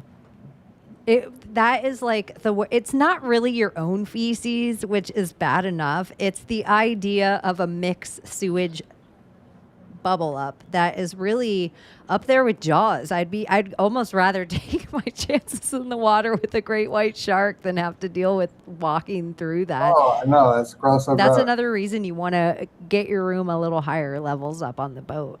Really? Okay. Yeah. You want to make sure you have like at least a porthole. If you get a balcony, great. But oh my gosh, that would be a nightmare. So this is nuts. The whole year has been nothing but toilets and poop. And during the Super Bowl, all the commercials, like you brought up Shatner over on X, right? Like the Super Bowl, they had a fiber commercial about him shatting. It was a William Shatner shatting fiber. Like right when I heard his name today, because I'm like obsessed with this whole you guys are sweeties. I'm obsessed with this whole idea now, and it just enters my brain for the first time ever. I've been reading William Shatner my whole life, decades at this point, but today I saw the shat in it and I'm like, at donut. Yeah. Well, so also I think that the Rolling Stones guy, the Mick, the Rolling Stones guy, right? The singer? Jagger. He is going to be part of this poop ritual, like straight up, because he's going to be performing at the Olympics, in 2028 Olympics. So they're like hyping him up, but he ties into all the poop research. There's this band album cover that he released right after his Satanic Majesty's Request album, where he was summoning the devil and doing chants to the devil at the same time one of the Kennedys was assassinated. That's when they were recording it. Super strange. But Brian Jones, who was staying in Winnie the Pooh's house, the guy who created Winnie the Pooh, he lived at this house. He drowned in one of these drowning rituals, like we were talking about the bathtub and these drowning rituals. Brian Jones joined the 27 Club. He was a Rolling Stones member. He was one of the founders. And the Rolling Stones is coming up on this huge concert, but one of their album covers is a toilet. It's just a toilet on the cover, and it was banned. And it's super, like, symbolic. The stuff that's all over it, like it says beef jerky, like on the walls in crayon writing. It's just, it says a bunch of weird stuff like that. Okay, here's a question. Go on, Layla. What does a gold toilet symbolize? Like Donald Trump and his gold toilet. Yeah, and Birdman. Birdman also has a gold toilet. It's wealth. So poop and all this is historically been tied to wealth. In Germany, I believe, it's called the Scheisen Dukat. They got this statue out of United Nations. Yeah, probably. Hopefully, that's what gold. That's what we have the name for gold. Dukat.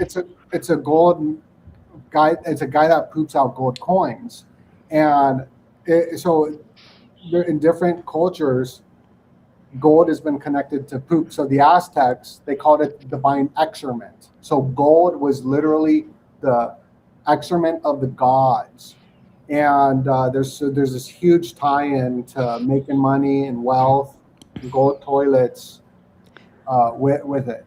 Do you think the censors in the public bathrooms are suspicious? And thank you. Yeah. Yeah. Say that name. L. Arches. Mm-hmm. Yeah, and Riggs too. He just sent $10. I know, I see it. I'll get to it. I got it. I'm trying to go in order, and I didn't want to interrupt the conversation. I'll be right back. But I do, every time you walk into one of those bathrooms and you hear, you're like, you almost feel insulted, like somebody might as well have hawkered on you, because you know some like nasty little bathroom scent just got squirted into the air, and it's like, Yeah. And it's I just, hate those little sensors. Is it like scanning you, or is it just motion detector, or is this something more nefarious? What is that? I mean, just to be the straight man, I think that right now it's just a motion detector to tell when like the lights turn on or off, or like to maybe just check how much traffic is going through. But the essentially recently, right, Walmart just started rolling out those little e-ink displays, right? So if you go to a lot of Walmarts now, all the little price tags are actually little e-ink, like digital price tag. They look normal, but if you look at it, it's a little screen, and that means that they can change the price like dynamically. Well, like that was probably in the plans for decades, right? And then at a certain point, they're like, all right, like we've invested enough, the prices come down, let's go ahead and swap it all out. And it happened over a weekend, right? Every Walmart in the country, if they wanted to, swapped out all of their price tags with this new digital version that's way more advanced. And I'd say the exact same thing could happen in every bathroom. If someone was like, all right, replace that sensor with this sensor, and now this new sensor is taking like particulates out of the air, and it's doing like facial recognition, like all kinds of stuff. Like the infrastructure is there. They can just retrofit a new doodad, and then bam, now every single, bathroom's got this new sensor. And you wouldn't notice the difference because it's just a little thing on the wall. It's always been there. We wouldn't even pay attention. And then somebody else said, Older Bones said, Shartner, Captain Kirk, Charlie Kirk, and TPUSA. Like TPUSA is another one of these kind of toilet bowl rituals. It's Illuminati toilets. It's toilet paper. So then if we were going to add, because Donut even said like the whole thing started with us with the toilet paper. Like that's kind of how. So even... My dad in the reflection is right there. No. Oh yeah, a little bit, a tiny little bit though. But I thought that was interesting too. The Charlie Kirk, Captain Kirk. They're gonna do fireworks here in like 10 minutes. So and then, oh, that's cool. Does it happen every night there? Every Friday in front of Wait, what happens? Fireworks. They got the fireworks every Friday here. Oh, that's dope. Yeah, that's why I had to run, because I thought they were going off, but they're going to go off in like 10 minutes. And then also from Riggs, Layla, here, I'll put you, and you can thank Riggs. My boy, how you doing? Thank you very much. She won't have hearts fly out like Abbie. Not yet. And shout out to Abbie out there. Abbie is spending some time with her peeps, and all is well, but she just took a night off. Friday nights, they get a little busy during the summertime. Yeah, summertime. The TPUSA thing you were saying, it's like connected to like all that. And Mick Jagger, when you were saying that, something else about something you said earlier with it made me think of the word stones. And then Mick Jagger is Rolling Stones. And I was like, what other word was he just talking about with rocks or stones? Where somewhere this feels like dropping kids off at the pool. Like dropping off your stones, your Rolling Stones. The logo is the Cali logo of the tongue. Like the logo of the Rolling Stones is based off of Cali. Oh, that's what else I was going to say, too, is because we were talking about portals and time shifts and timelines. One of the big things besides the Y2K, the very next one that would be a portal shift for us in our generation would have been the Mayan calendar when it switched to 2012, which also has that Cali face, which also has the face that kind of looks like the Argentinian sun a little bit, where it's like everyone could say everything really got fucking screwy after 2012. Jesuits. They probably did the whole thing with the Mayans. But how do I take China?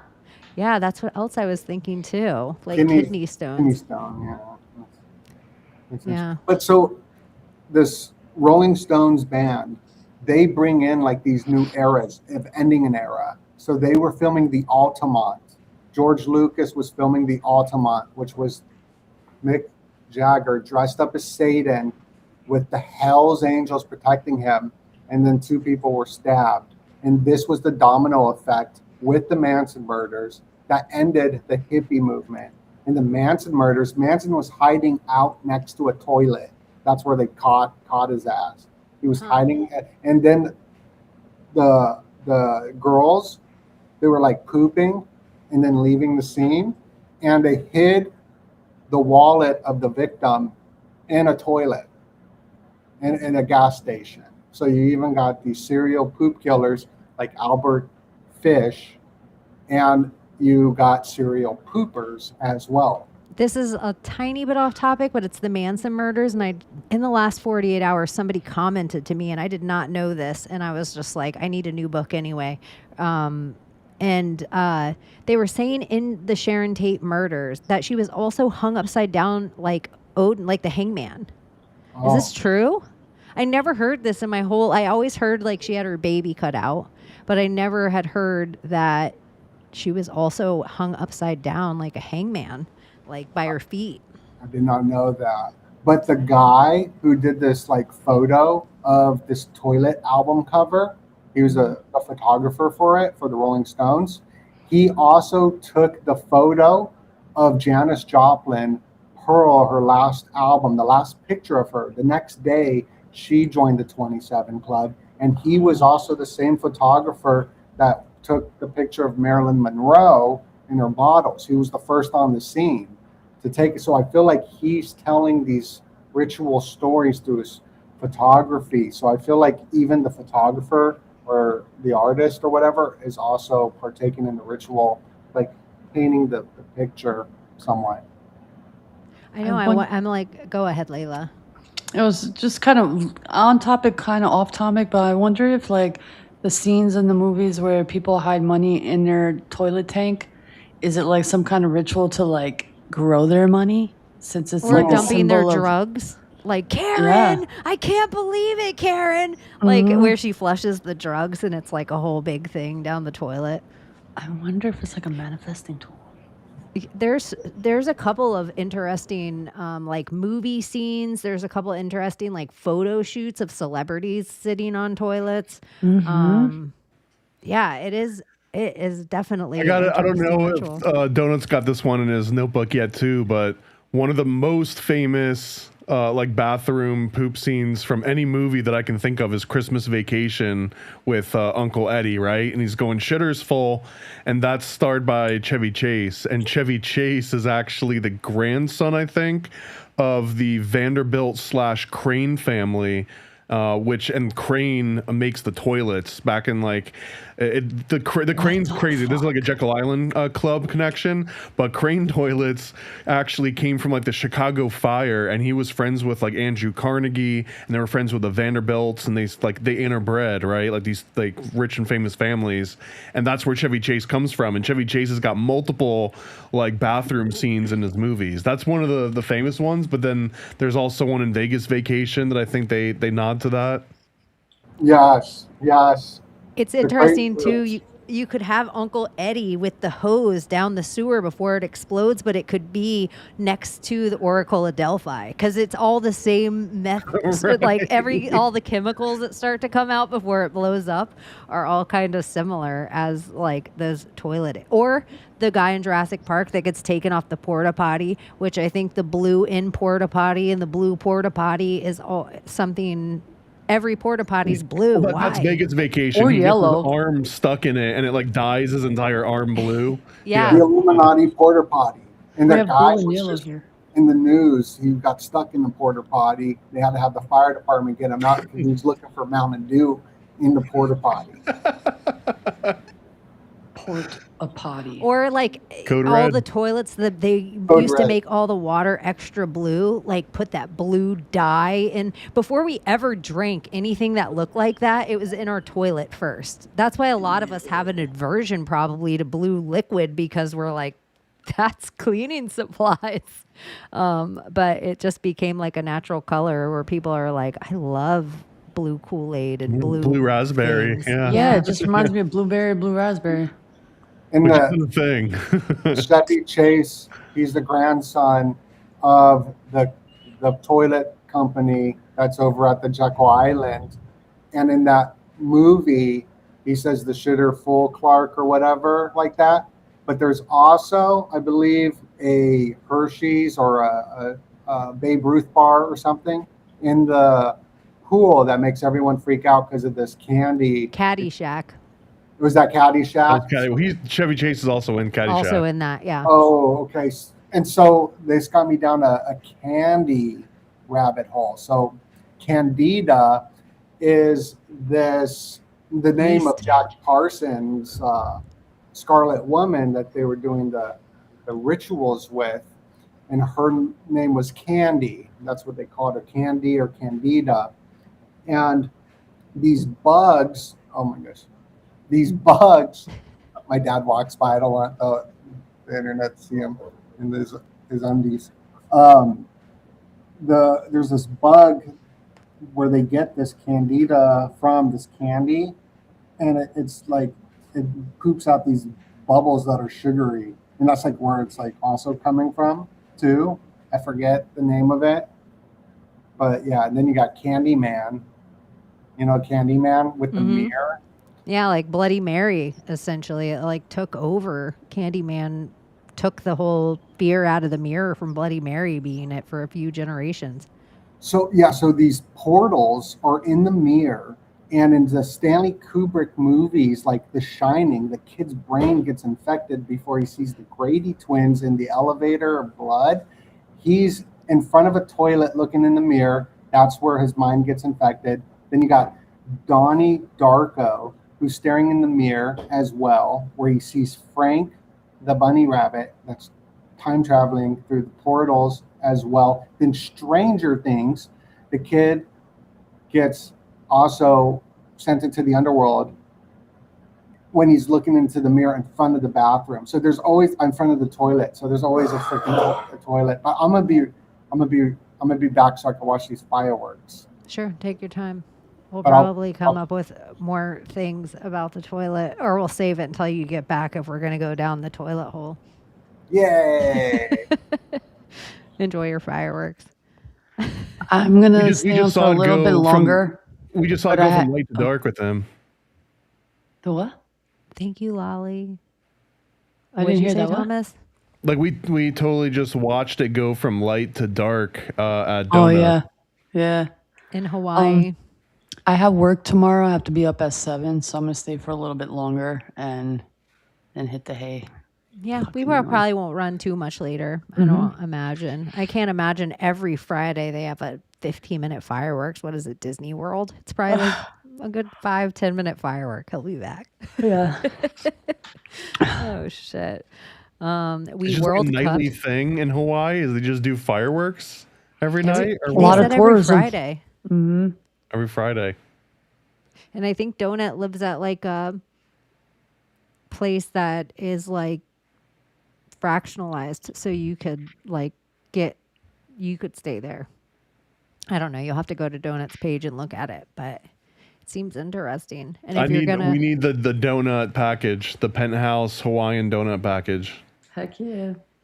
I know there was something else about the toilet. Oh yeah, the Abyss movie, which is all aliens again and underwater and stuff. One of the big scenes before they see any of the aliens, before the alien ever comes on board, is wants to get rid of his wedding ring because he can't stand his wife and he's so mad, and so he throws it in the toilet, and then he regrets throwing it in the toilet, so he sticks his arm down the toilet to get his wedding ring out, and then he has this stained arm and he puts his wedding ring back on, which as he's going and like the ship's flooding and stuff, his wedding ring ends up saving his hand at one point because the door goes to shut on his hand, but the wedding ring's like holding the door open.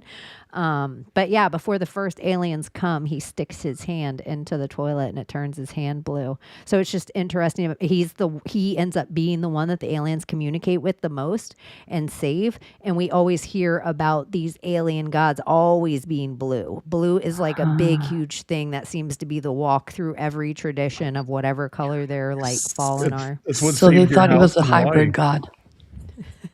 I'm sorry, what? Which says blue is what saves your house if you live in Hawaii, right? Or your car. Oh my God, yeah. That's what I sent it to Donut when I saw the porta potties. I was thinking all porta potties, at least 90% are blue. And then they all have blue water. I've gotten lucky enough to be at like festivals right at the beginning of all festivals where all the porta potties are pristine and clean. And you're like, huh, like it's just such a blue environment. Like it's like faux. If you think about it, we've been conditioned to look at blue as like the clean color, right? Like if someone was spraying liquid on something and it was red liquid, you'd be like, ew, gross, blood. If it's yellow, ew, gross, pee. If it's like any color, green, oh, it's algae. Black, oh, it's, got like dirt in it or something. And even if it's clear, you're like, I don't know if I trust that. Like that could be anything. But if it's blue, you almost immediately think, oh, that's some sort of like a cleaning liquid, or that's clean, or that's pure. Yellow and blue made green. So when you pee in your like clean blue toilet, it made like a green color. Oh, yeah. Or this is the one time that they do get you, which I do love, but it's also very probably traumatizing for people. But I was the lifeguard at a pool in a small part of my youth. The pellets that they put in the pool that when people pee in the pool, it makes like a color trail behind them. I like that public shaming in that. Yeah, like why the fuck you pee in a fucking pool? Yeah, like the pool is not your toilet, but somewhere it's probably part of the Illuminati toilet rituals because the amount of people that just. After what I found out about like pools, I don't ever want to be in any pool, like not even my own type of pool. What about a saltwater pool? That, yes, because I know salt is like a natural, good bacteria thing. It'll kill the bad bacteria. Sometimes though, like the salt water is like fake because what they really do is they have like a certain type of salt that it just basically makes like chlorine on demand. So it's really just a chlorinated pool that they use salt to generate the chlorine instead of dumping chlorine directly in it, and then they call that a saltwater pool. But it's not really salt water; it's just chlorine. No, I want an actual salt water. Can that be possible? Like salt? It's possible, but most of the time when someone says saltwater pool, they're talking about like the dynamic chlorinated version of that. Huh, I did not know that. When you're on cruise boats, they just fill them up with the water. They just suck the water from outside and put it in the pool and filter it. Yeah. Oh, well. They're like empty. The fancier boats that you go on, some of the pools will stay, like the hot tubs and shit. Those are chlorinated. Those are different. But a lot of them will get netted off. You want to talk about an Illuminati toilet? If you go in one of those pools or hot tubs on a Carnival cruise, you just got inside of an Illuminati toilet. There's so much pee and shit in there. Oh, yeah. That's a homunculus inside just creating. It is the Bach saga inside any hot tub. You become what's crazy though? And Puck. You know what's crazy? Yeah, we have humans peeing and whatever body stuff, whatever in pools. But in the ocean, you literally have all types of animals shitting and fucking peeing and puking and dying and decomposing all in that water. And we really we swim in it. We don't care. Well, peeing in the ocean isn't the same as peeing in the pool. I know. But I'm just saying as a whole, trove. It's the same for us though with air. In there.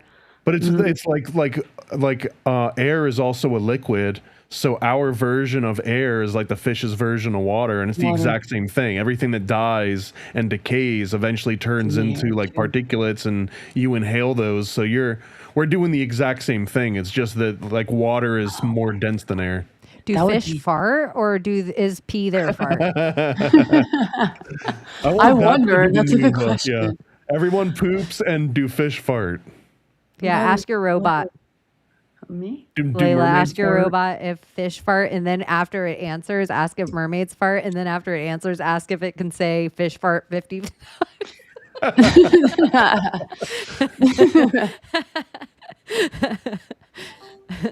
I wish I had a little segment. Layla's robot time. What kind of story would you like to hear? I'm not asking for a story. I want to ask you a question. Her closer. Oh, okay. What's your question? I'm all ears. Do fish fart? Yeah, fish do fart. Whoa. Not like the big dramatic ones we do, but they release gas from their digestive system, usually from swallowing air or from the bacteria breaking down their food. A lot of it comes out through their gills, but some fish... What's the next question? That's really it. It Just say it fish said fart not 50 as dramatic. times. Yeah. Say, what's the loudest fish fart ever recorded? Want me to dig into more weird animal facts? Yeah, what's the largest or loudest fart a fish has ever farted? Which species of fish? The loudest recorded fish fart comes from herring, specifically Pacific and Atlantic herring. They're famous for making these high-pitched, fast, repetitive tick sounds, or FRTs, by squeezing tiny bubbles of air out of their swim bladder straight through their butts. Ask if it's herring queefs and not herring farts.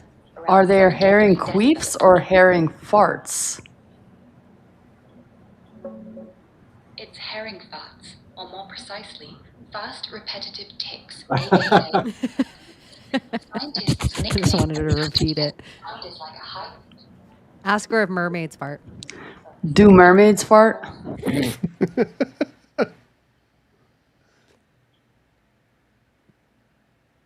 Hello? I think you just broke the matrix. I Do think this mermaids question's fart? never been asked to the computer, and we just taught it something new. asking about actual biology or folklore, and since mermaids Actual biology.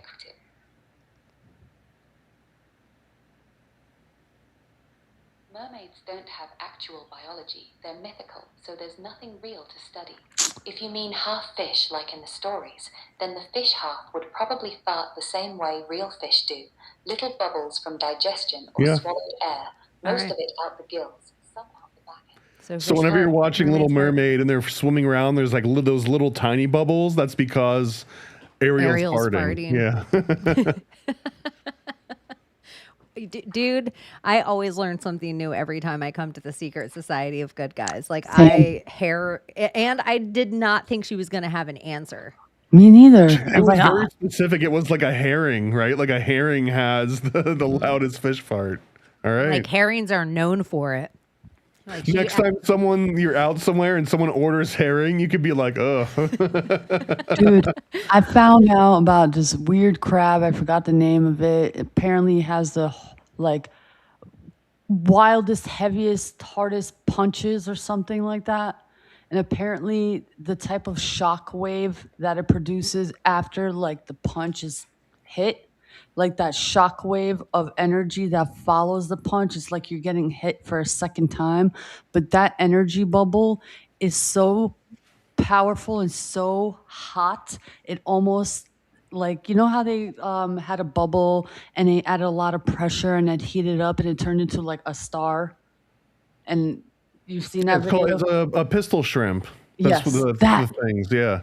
And it like when it punches, it basically, I can't remember how fast it is, but it's literally like a bullet going off underwater, and the vacuum that it creates from just moving its arm as the water rushes in to fill that space, it vaporizes and it creates like a light, and it sounds like a bang. That's why they call it a pistol shrimp, is because if you take a picture of it and you do or a video in slow motion, you actually see like a little explosion and you hear a loud bang noise. And they can use these things to basically knock a fish out or knock anything out. It's so wild. I'm like, how is that possible in the water to have that type of speed and energy from a little being that small to produce that much power? Like literally to knock anything out unconscious and kill it. Pop, with one punch. One punch man. Like that. Wait, let me see. This little shrimp, it does it in slow motion. Look at that little There's thing. a shrimp and there's also a crab too. That does something similar. Before we get in trouble. That's the thing I care about. I'm like, oh, we'll get in trouble for a pistol shrimp. Probably would. What else is happening this week? Anything? I know it's been crazy. I know people are... It's been crazy. I've had a huge backlog of videos that I just hadn't got around to editing, and I finally did it. So now there's like 30 or 40 episodes of Under the Docks on my YouTube. They'll be coming out once a week through like February or March, I think, of next year. But if you're a member, you can watch all of them right now, on the YouTube channel or on Patreon. So I've got like 40 of them, and they're between Cartoon Cabal, where we've been watching a whole bunch of animated movies. We just did Cool World with Anna Nicole Wordsmith. That one was a really good one, where basically there's clowns and there's Nephilim in Cool World. And if you look at the actual premise of Cool World, it's that cartoons aren't allowed to have sex with humans, which is the exact same story of the Nephilim, right? So like it was a cool little rabbit hole. So if you're interested in that one, you should go and check that out. I think it went live last week on YouTube, so you can watch it for free. I think Anna Nicole Wordsmith, she's another one, you guys. If you don't follow her already, you should totally go over to her account and follow her. She's so, I just appreciate people with different apertures and how they look at like breaking down things. And she's big into etymology, and I think she does some gematria. She has her own views of things and symbols that she puts out, and her snake day for the 16th was hella interesting. So I think you guys should all check her out anywhere that you can listen to her. I was just I've been trying to get her to come on, but it's too late. We need an earlier version to get some of the normies on. I know. She's just fun. Like, I've watched her with you and Zertis, and I'm like, I like shows like that. What's the other dude that you do with Think Tank? David Charles Plate. And actually, I've got a comic that I've been working with him on for a couple years. It's like all the art's finally done. And it's going to be called This Is Your Life, which is a nod to the very first Jack Chick comic, which was called This Was Your Life. But This Is Your Life, it's basically about the Golden Bough and Stanley Kubrick and Kabbalah and the Tarot, like all combined into one crazy pamphlet full of, it's basically like a think tank comic. What I like about Think Tank is it's one of the few shows, I feel like everyone comes to a lot of podcasts and they're like, here's my stuff I know, and then they stay in this thing. Think Tank's kind of fun because you guys just throw out ideas and everybody just kind of mix together, what they think of it or kind of break it down on the spot. And I kind of like that about it. Like, it's in real time happening that you guys are like, oh, or I read this, or to add to what you just said. It's really interesting. It feels like jazz, like the band gets together and they just jam for a couple hours, once a week. And you guys have a good chemistry. That's why I wanted to shout out David too. I feel like and he's come and hung out with us before, and it's like, obviously I know you and Zertis is an easy name to remember. But I've also been checking out NDS. You should pop on. The next time we're doing a show, I'll send you a link. You should just join it. Anytime. Sometimes I will say, for any of my friends that invite me, it's like once I have you on the big screen of my house and then I'm in your chat on my phone, it's so hard for me to leave my comfort to come in here. That's it. It's like I'm enjoying myself, like watching you up there.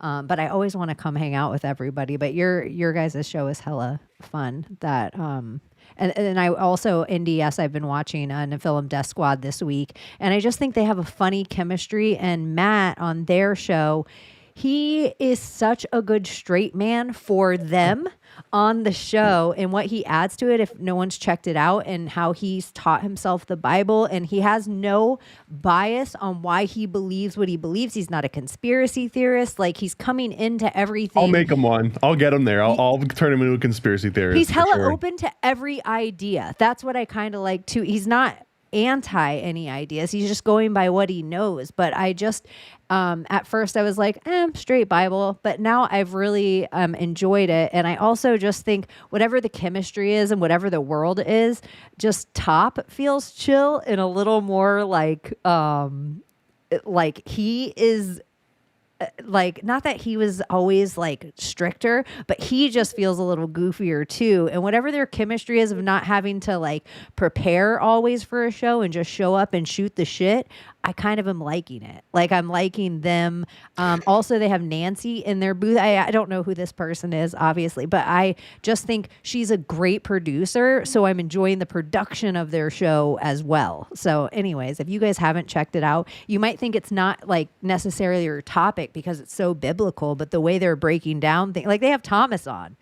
Well, Like, funny you mentioned it because last time I was there, Matt gave me this book to read called "The Woman Rides the Beast" by Dave Hunt. It was a thick book, and as you can see, I read it, and I've got a bunch of notes. So I'm going to be going there next week, and we're going to be talking about this book in studio. So yeah, I highly recommend it. Even if you're not big into the Bible, it's called Straight Bible. Is the show that they do with Matt. But Matt also will just come on like NDS Chronicles, or he'll be on just like random. And he plays a good straight guy because he's wholesome, but he also knows what he's talking about. He's not like a bumpkin about it. So I don't know. I really like Matt.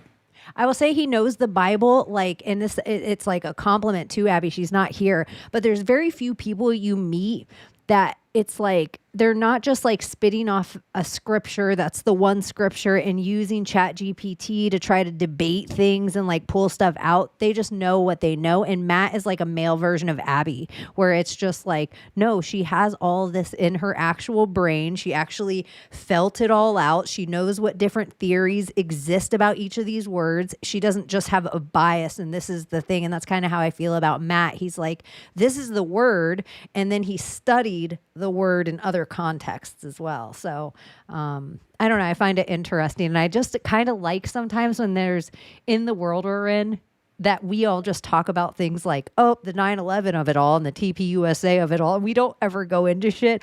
I like sometimes when you have a person in the room that, are you Abbie? Oh yeah.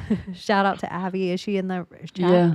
Oh, here, wait, let me go down and find it. Shout out to Abbie.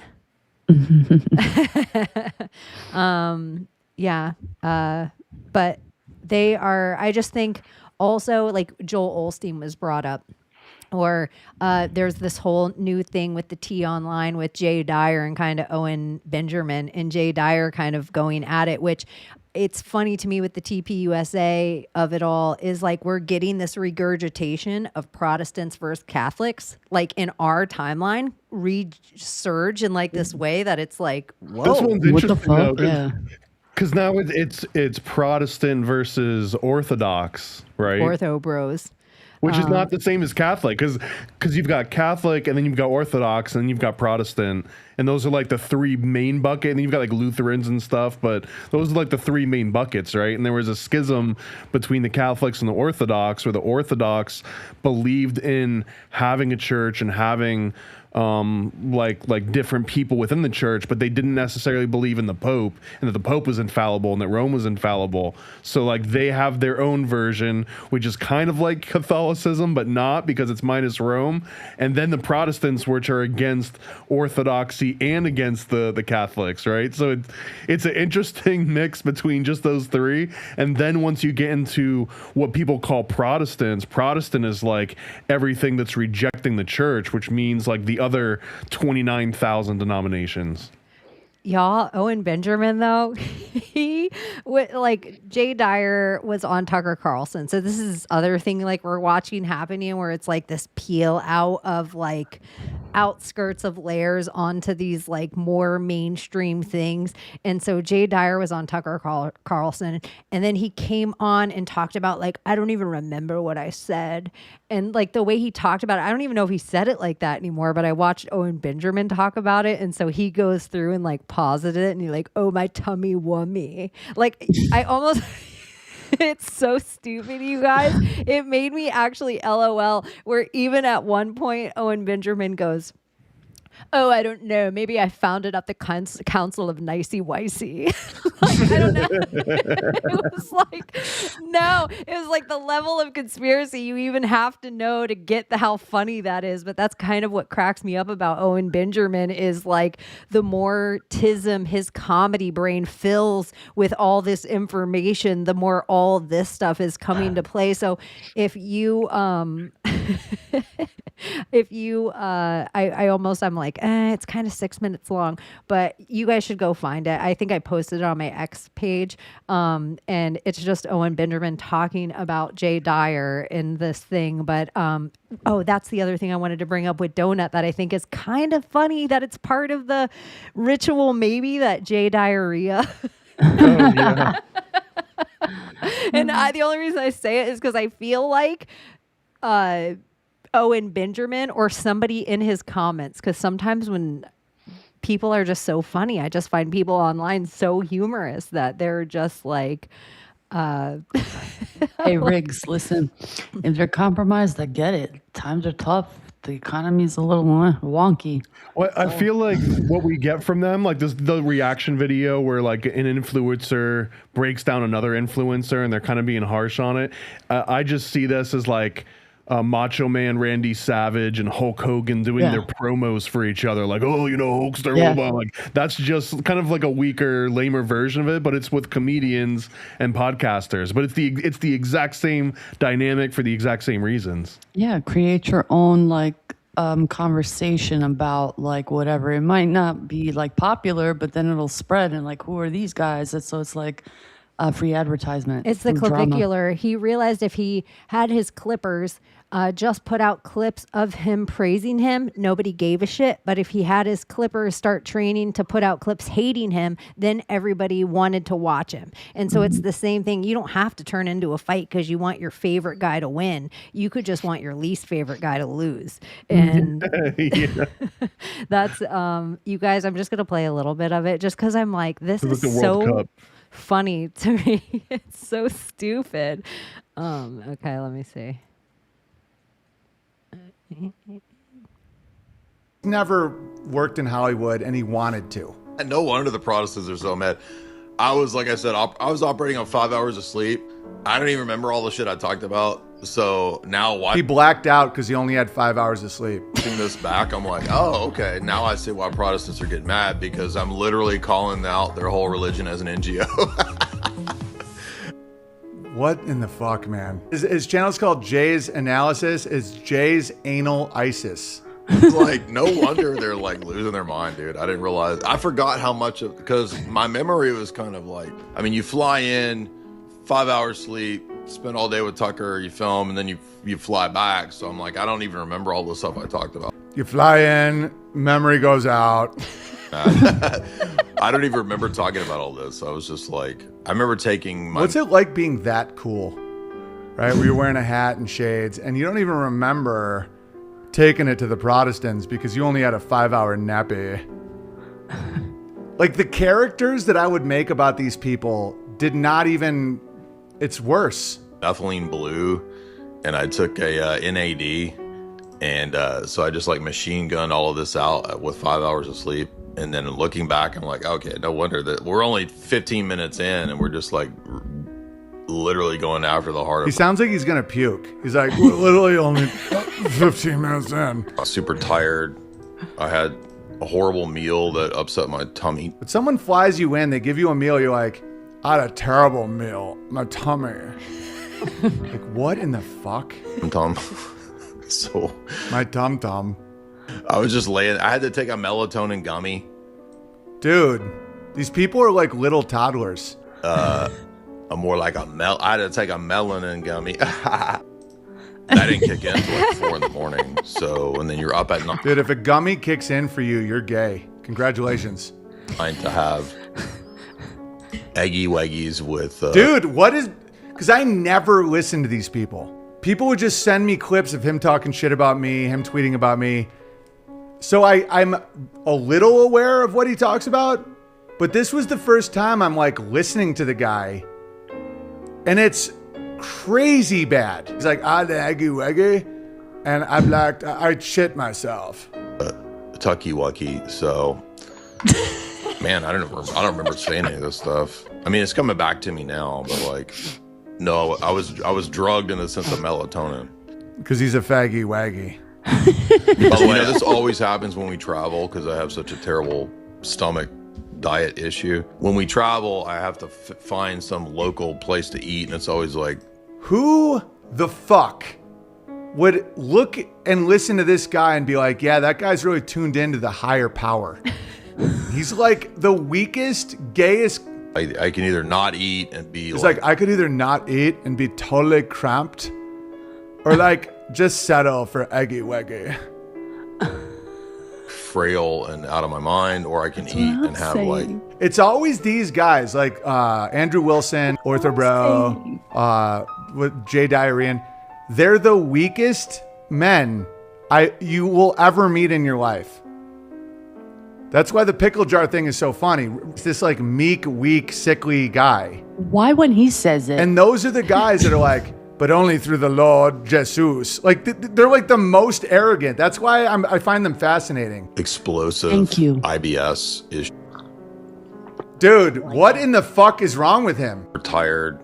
I just remember being a cranky wanky, a faggy waggy, a lippy slippy, and a douchey wooshy. Horrible meal that upset my tummy. Horrible meal? You ungrateful little fuck. The food was not even good. Tucky wucky. My tum-tum. My tum-tum. So my tummy. I was just laying. I had to take a melatonin gummy. I had to take a melanin gummy. That the joke literally implies that he sucked a black man's penis. Fact. What does taking a melanin gummy mean other than that? I was taking a melatonin gummy just to go to sleep, and that didn't kick in until like 4 a.m. So and then you're up at 9 to have. When you're up at 9, it's like when we travel, I have to bring my own lubes.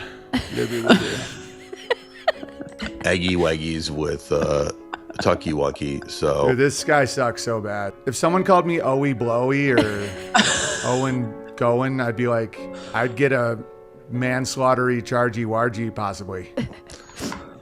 Man, I don't remember saying any of this stuff. I mean, it's coming back to dude, he's so cool. I mean, he doesn't even remember. Oh, fucking tookie wookie Donnie Wanna. No, I was drugged in the sense of melatonin. By the way, this always happens when we travel because I have such a terrible stomach. This always happens. Diet issue.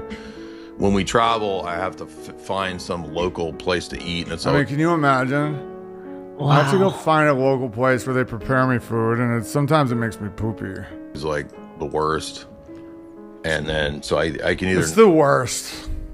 Not eat and be like frail and out of my mind, or I can eat. I mean, when I don't eat, I get real gay way. I sucky bucky. Eat and have like explosive... The Council of Nicey Wicey.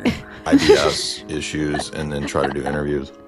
He just graphically described shitting in a toilet explosively, and then loudly is sipping into a microphone. Toilet. He's like, oh. This part. Oh, Jesus, you could hear it. It's like, oh.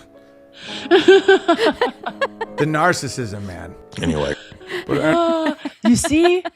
This is what I say, but when it's from a man, it just sounds different. You know what I'm saying? He's calling me out, and I'll call it out just like he does. I fucking love it. I just felt like it was kind of part of Donut's Illuminati toilet. Like everything that he said, and like right when he's like, oh, and the whatever blue, the like wacky, toky, smoky.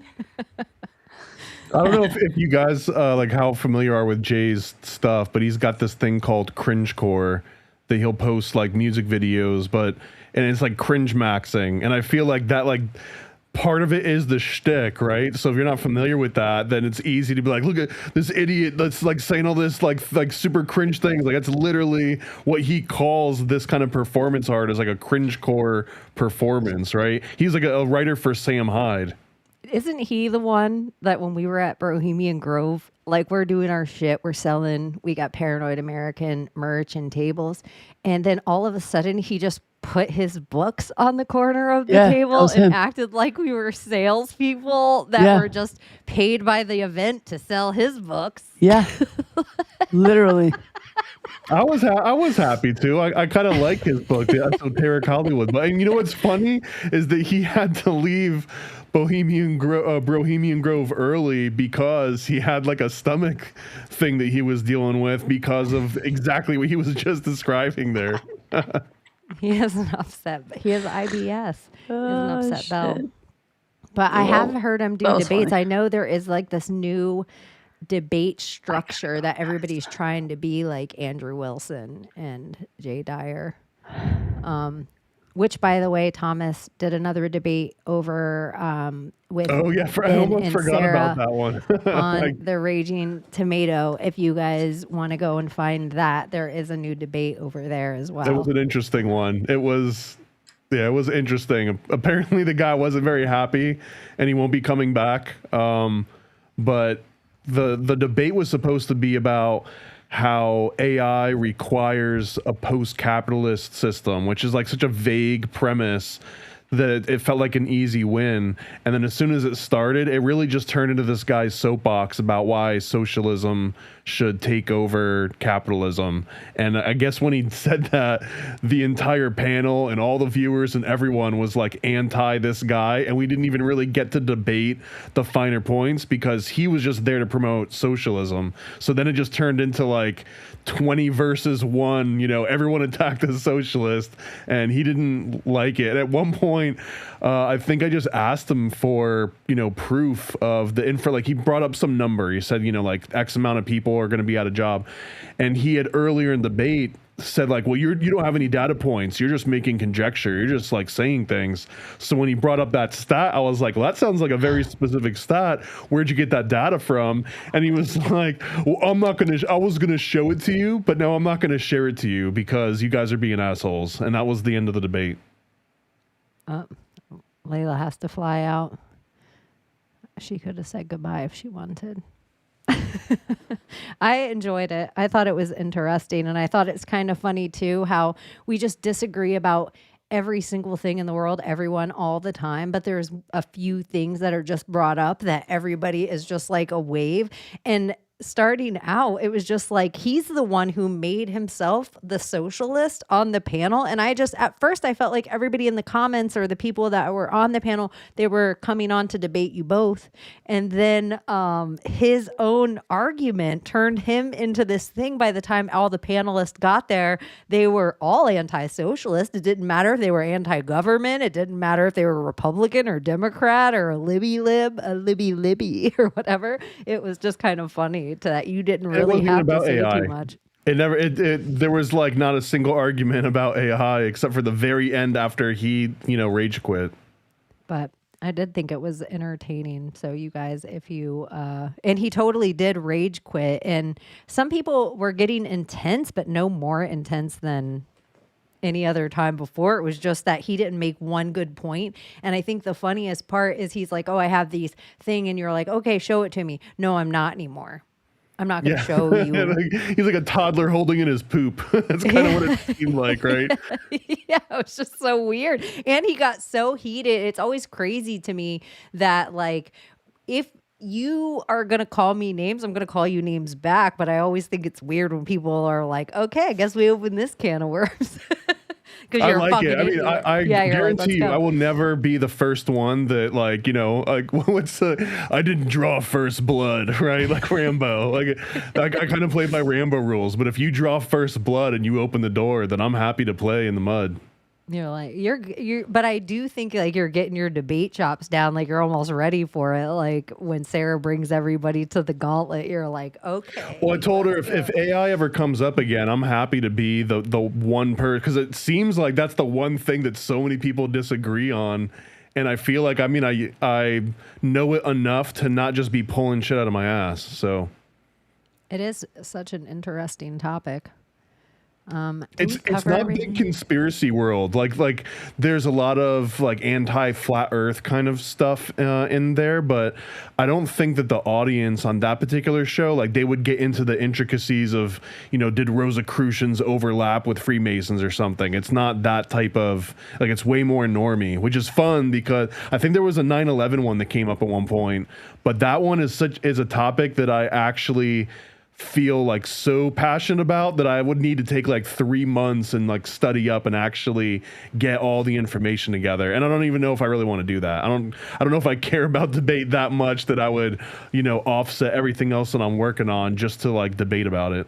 There are such a that is like, what conspiracy topics do you want to bring to normies, and how do you want to bring them to normies? And once you know debate shows well enough, and that's where I like really give Sarah props, is she is intelligent and there is rules of debate, and she keeps them in this way and kind of has this like a little bit of soft, like she lays back unless she needs to. But in the conspiracy realm, you don't want to be the half-assed person to because you, like you were saying, you respect certain topics so much. You're like, I don't want to do something disservice. Like, I don't want to show up and like have these people that are, well, here's my 9/11 commission report. And you're like, okay, I have to rebone up on this. It's like a TV show I haven't seen in a decade. Yeah, you become the straw man that they're all looking to just whip into submission and be like, see, we proved it. We proved that, everything is on the up and up. And Larry Silverstein was just like, oh, pull it. That's a normal thing to say. Pull it. I know there's so many weird buildings in New York right now that are having that pull it issue that I think there's even like the thinnest building in the world right now. And they say it's swaying so bad that people are getting sick at the top. And it's like they were going to make like Billionaires Row or something. And they made all these new skyscrapers and it was supposed to be like the thinnest one in the world, but it sways so bad at the top when the wind's hitting it that I was like, oh shit. Like, I can't imagine you pay like $1 million to get an apartment you're seasick in. It'd be a nightmare. They call it affluenza. Yeah. And there's something that they said, like all these architects, oh, we designed the building. The wind's going to separate on it just perfectly and it just catches the wind. So it's the opposite. I'm like, New York City's in a weird way. They got a lot of weird stuff going on. Do we have anything other shit this week? I know we could talk about election stuff in China. And I don't know anything about elections or China.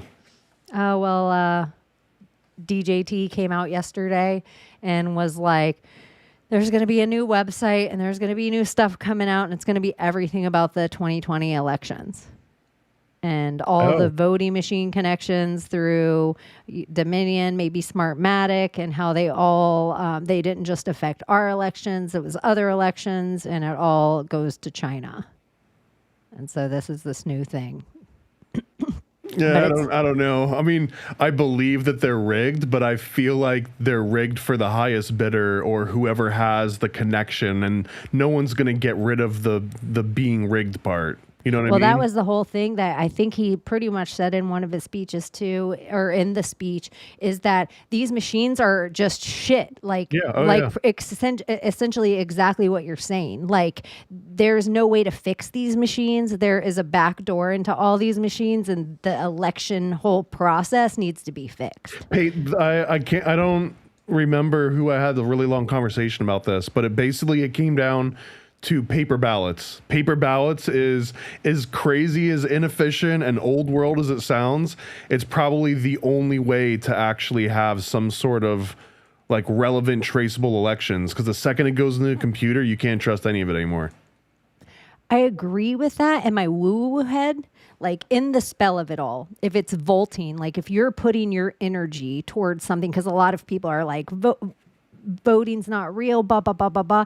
And in a rigged system, it totally isn't. Like, everybody is feeling right. But then in just the like volt of elections, like electricity, and you're giving energy to something, then I just think your signature on it, like the same way as a written letter, is so much more valuable than a text.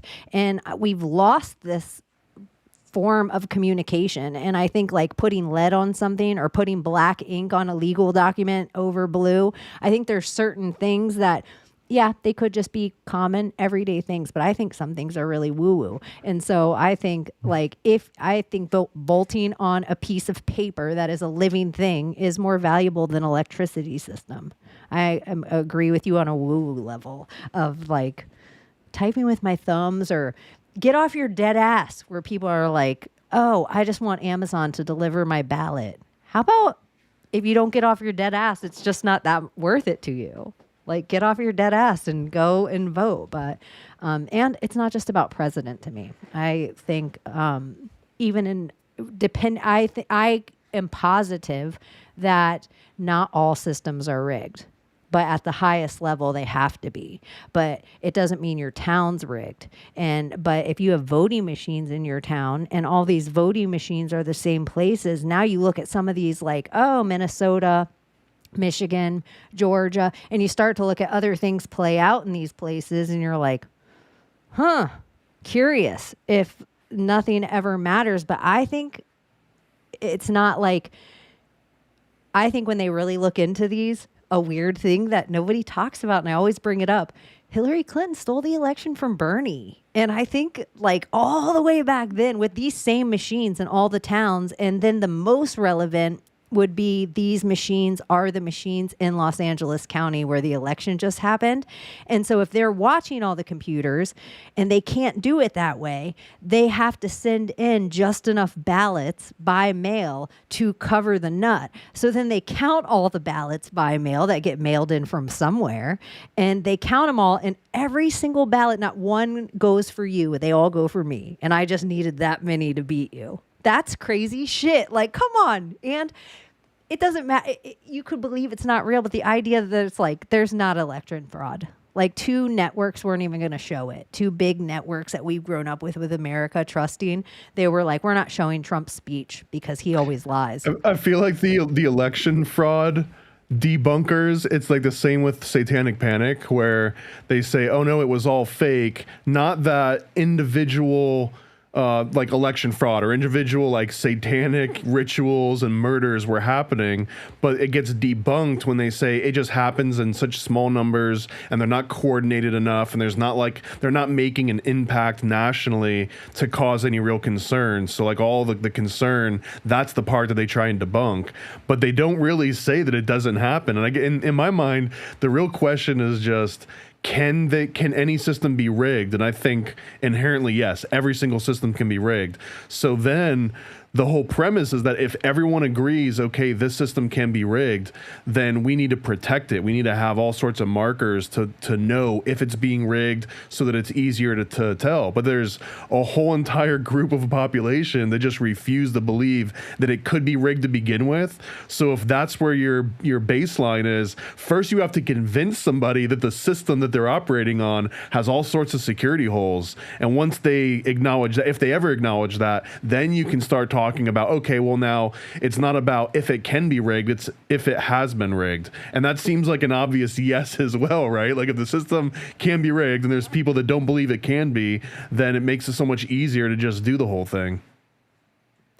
And it just seems kind of, when you look at where these machines all are and you look at these career politicians, that you're like, how the fuck does Nancy Pelosi get voted in again and again and again? And it's like, these are where all these machines are. And it's not about her, because you look at creepy bushes.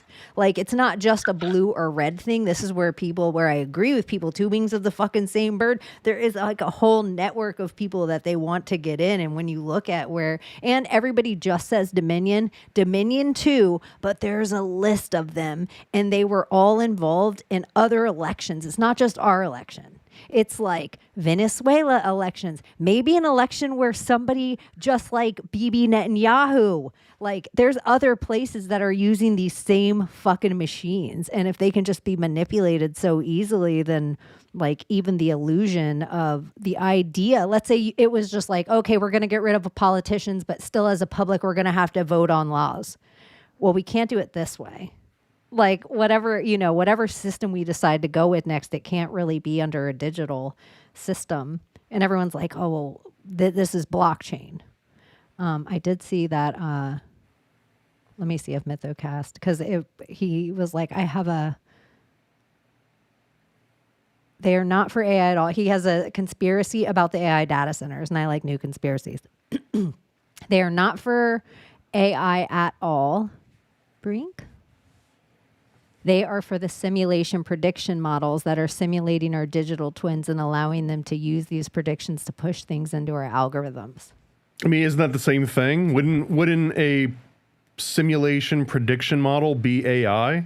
If you're building a model that's good at predicting things, then that means it is intelligent enough to predict things. So it's artificial intelligence, right? It seems like the same thing. Yeah. It's all just part of I don't know. I think there's something the fight against AI is where they're using all this flock information, and then this is what they need the data centers for. To me, the flock information's small compared to the quantum information that they'd actually need the data centers for. Like them recording us, I do think people need to pay attention to flock and ring and every one of the, if you're getting a camera from somewhere and you're downloading an app, you need to look into where that company sells that information if flock cameras are also something that bother you, because ring cameras are doing the exact same thing. And you might be like, well, ring's on my house, but cool, you're across the street from me. Why do I need your ring constantly recording me? So it might not have anything to do with you, but if you're checking some box that it's allowed to sell information to flock, now your camera's just on all the time and I'm just playing with my kids in the street. Like, that's weird. But it doesn't matter what that company has deals with or who they're selling your data to, because the government has their own backdoors to access that anyways. And the way that it works now is that the government will contract a private company to sort of be the middleman whenever they need to interact with private data. That way, if a private company has a security breach, right, then they can settle it in civil court or whatever, and it doesn't actually touch the government. But the government's the one that like knows about the leak and can basically make use of that leak. So they use these private industries as like this little barrier, like it's a legal buffer, so that the leaks can happen outside of the state. Like it's designed to be that way.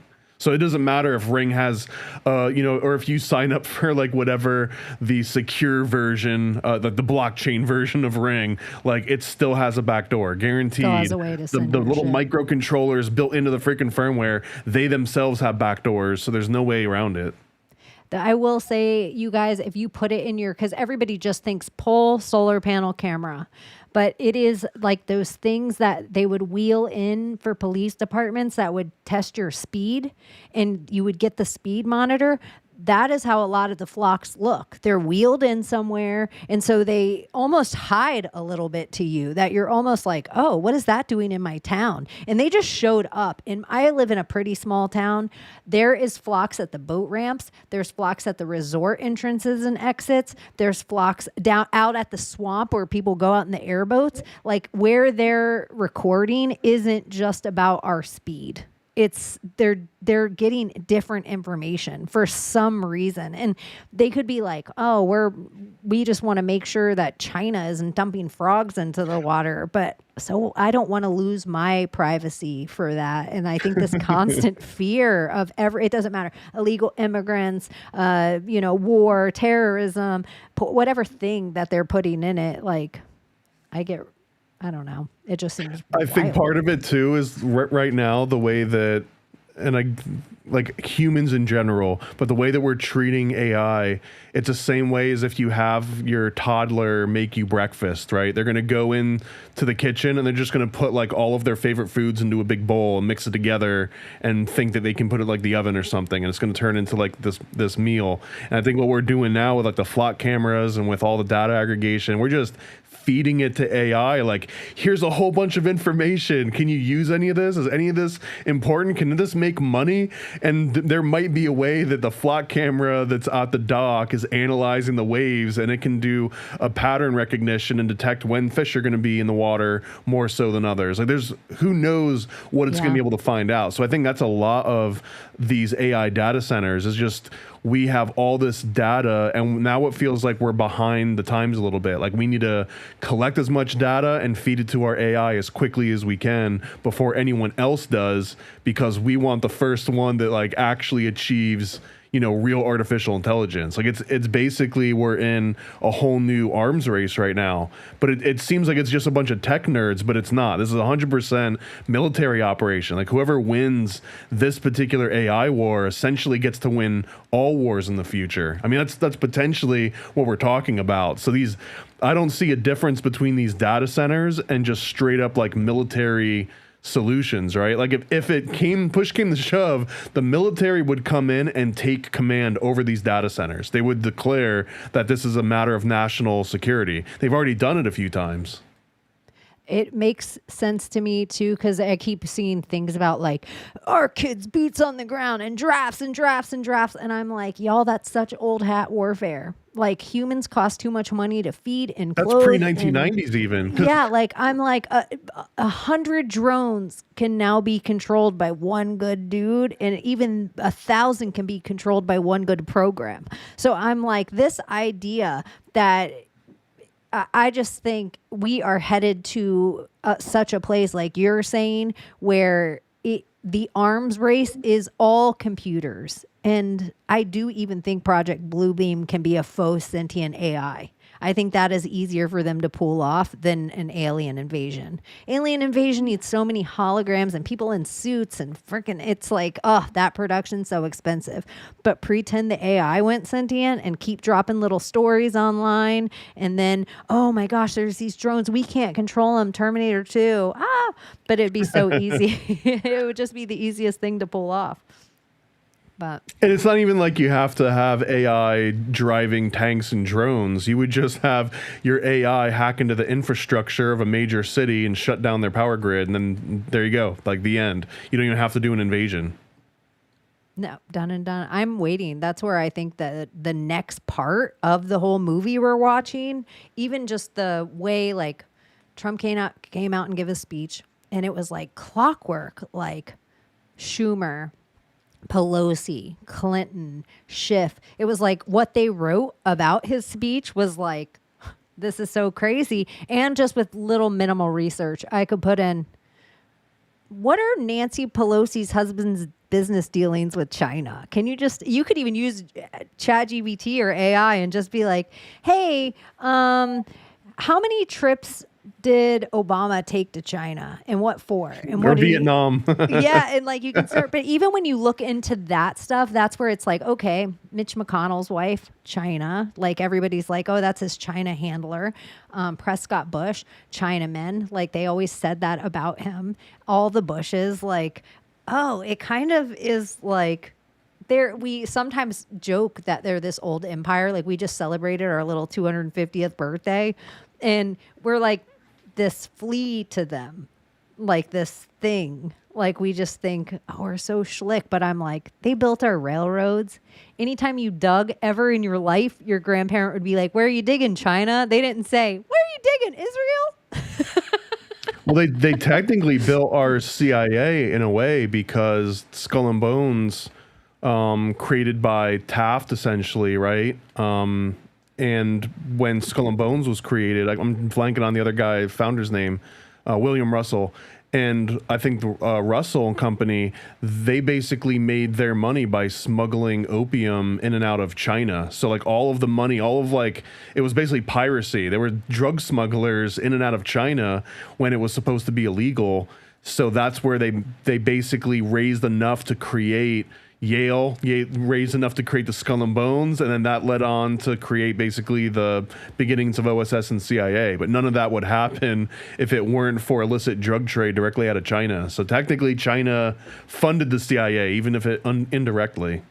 Also, all the PPE that was coming ashore, that I believe that's the reason everyone got sick, was the masks and the nose swabs. I think they were like putting shit in them and then incubating it. All that shit was coming from China. And they kept trying to send us shit. And then they were like, Donald Trump's such a xenophobe because he won't let the Chinese PPE on shore. And like, there's just like too much stuff that for so many years, Hillary's bathroom server sent real-time information to China. Like, this is like stuff so far back that it's like, oh my gosh, the whole story.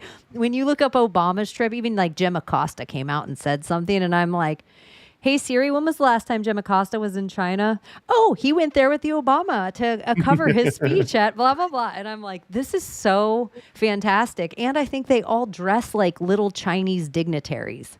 Like Hillary's outfits, China is shit. China is shit. Hillary looks like a little, like she could just be like, and now I run China. But I don't know. I think it's interesting. She looks like Mao, yeah. So, because it's making people so heated too, because they're like, oh, and China really did 9/11. And I'm like, you guys, both things can be true at once. I think everybody hates us. Like Everybody did 9/11. Like just like everybody shot JFK. Yeah, like I think everybody truly hates us. Like I don't like if we were some kind of quote unquote world power, no one liked it. And so it's always been like sometimes they work together over here and sometimes they work together over here. But then I even think the politicians of these places, when you start looking where I'm like, when was the last time Bibi Netanyahu was in China? Thank you. And I start laying it over for real, like clear, transparent papers from overhead projectors. And you start seeing like a clear, like, it's not that they're in control of anything. Cause I'm like you, where I'm like, you cannot even spell China without the letter CIA.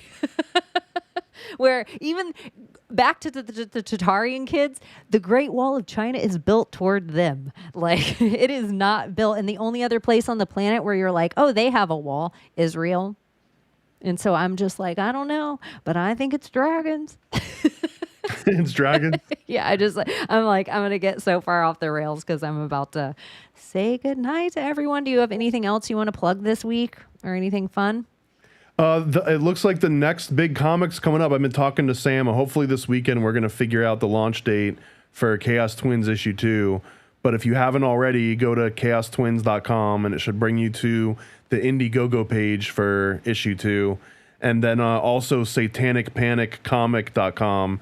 That's going to be the next one that I'm announcing, the next Kickstarter. I haven't done one in over a year, I think, since Illuminati Comics. So I've got so many lined up. It just takes forever to get these campaigns together. So that's the next big one, satanicpaniccomic.com. I think the timing on it's perfect. I think everybody needs to... I don't know. I think a lot of the names that connect and stuff come up. I thought I was done with it. Like it was all like lettered, colored, everything was complete. And then I was going back through and it was like, this is an important enough topic to me that I'm only going to do this once, right? I'm not going to have like a volume 2 and a volume 3. I'm going to move on to the next thing. So I wanted this one to be like fully comprehensive. And I was kind of ignoring some of the original like blood libel stuff.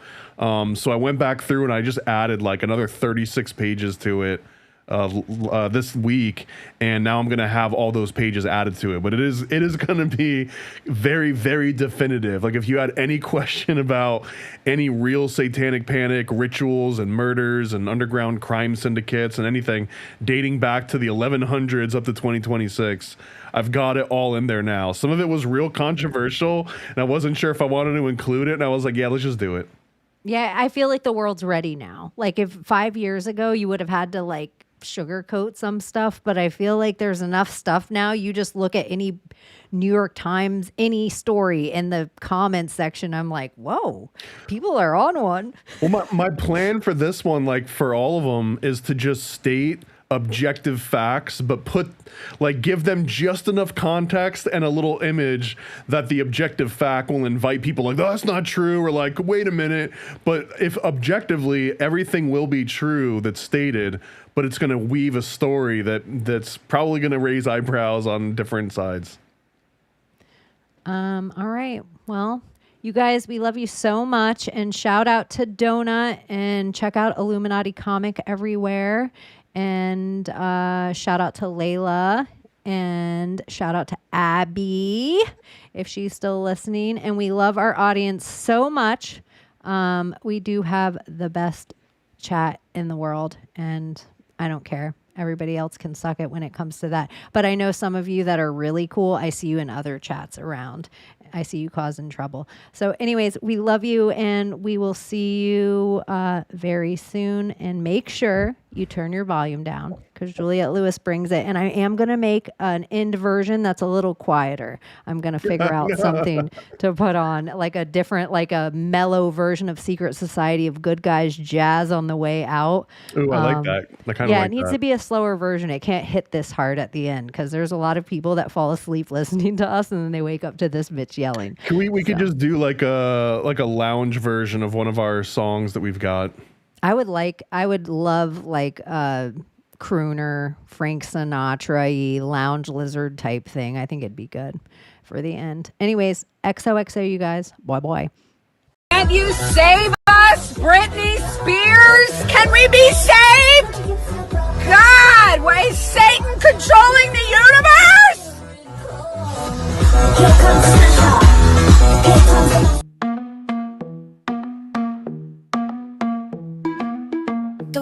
used to think we knew is constantly exposing woo. Our possibilities come true. So what we do is call out to the good guys, good guys. Witches, widows, MAGA, mystics, entertaining cunnilinguists, good guys. The forum of the quorum needs a secretive society to advance our philosophies intentionally, magically, good guys. Conspiracy, sex, cult, Jamaicans, it's okay to change your thinking, good guys. Good guys, good guys, good guys. The world we used to think we knew is constantly exposing woo. Our possibilities come true. So what we do is call out to the good guys, good guys. Witches, widows, MAGA, mystics, entertaining cunnilinguists, good guys. The forum of the quorum needs a secretive society to advance our philosophies intentionally, magically, good guys. Conspiracy, sex, cult, Jamaicans, it's okay to change your thinking, good guys. Good guys, good guys, good guys.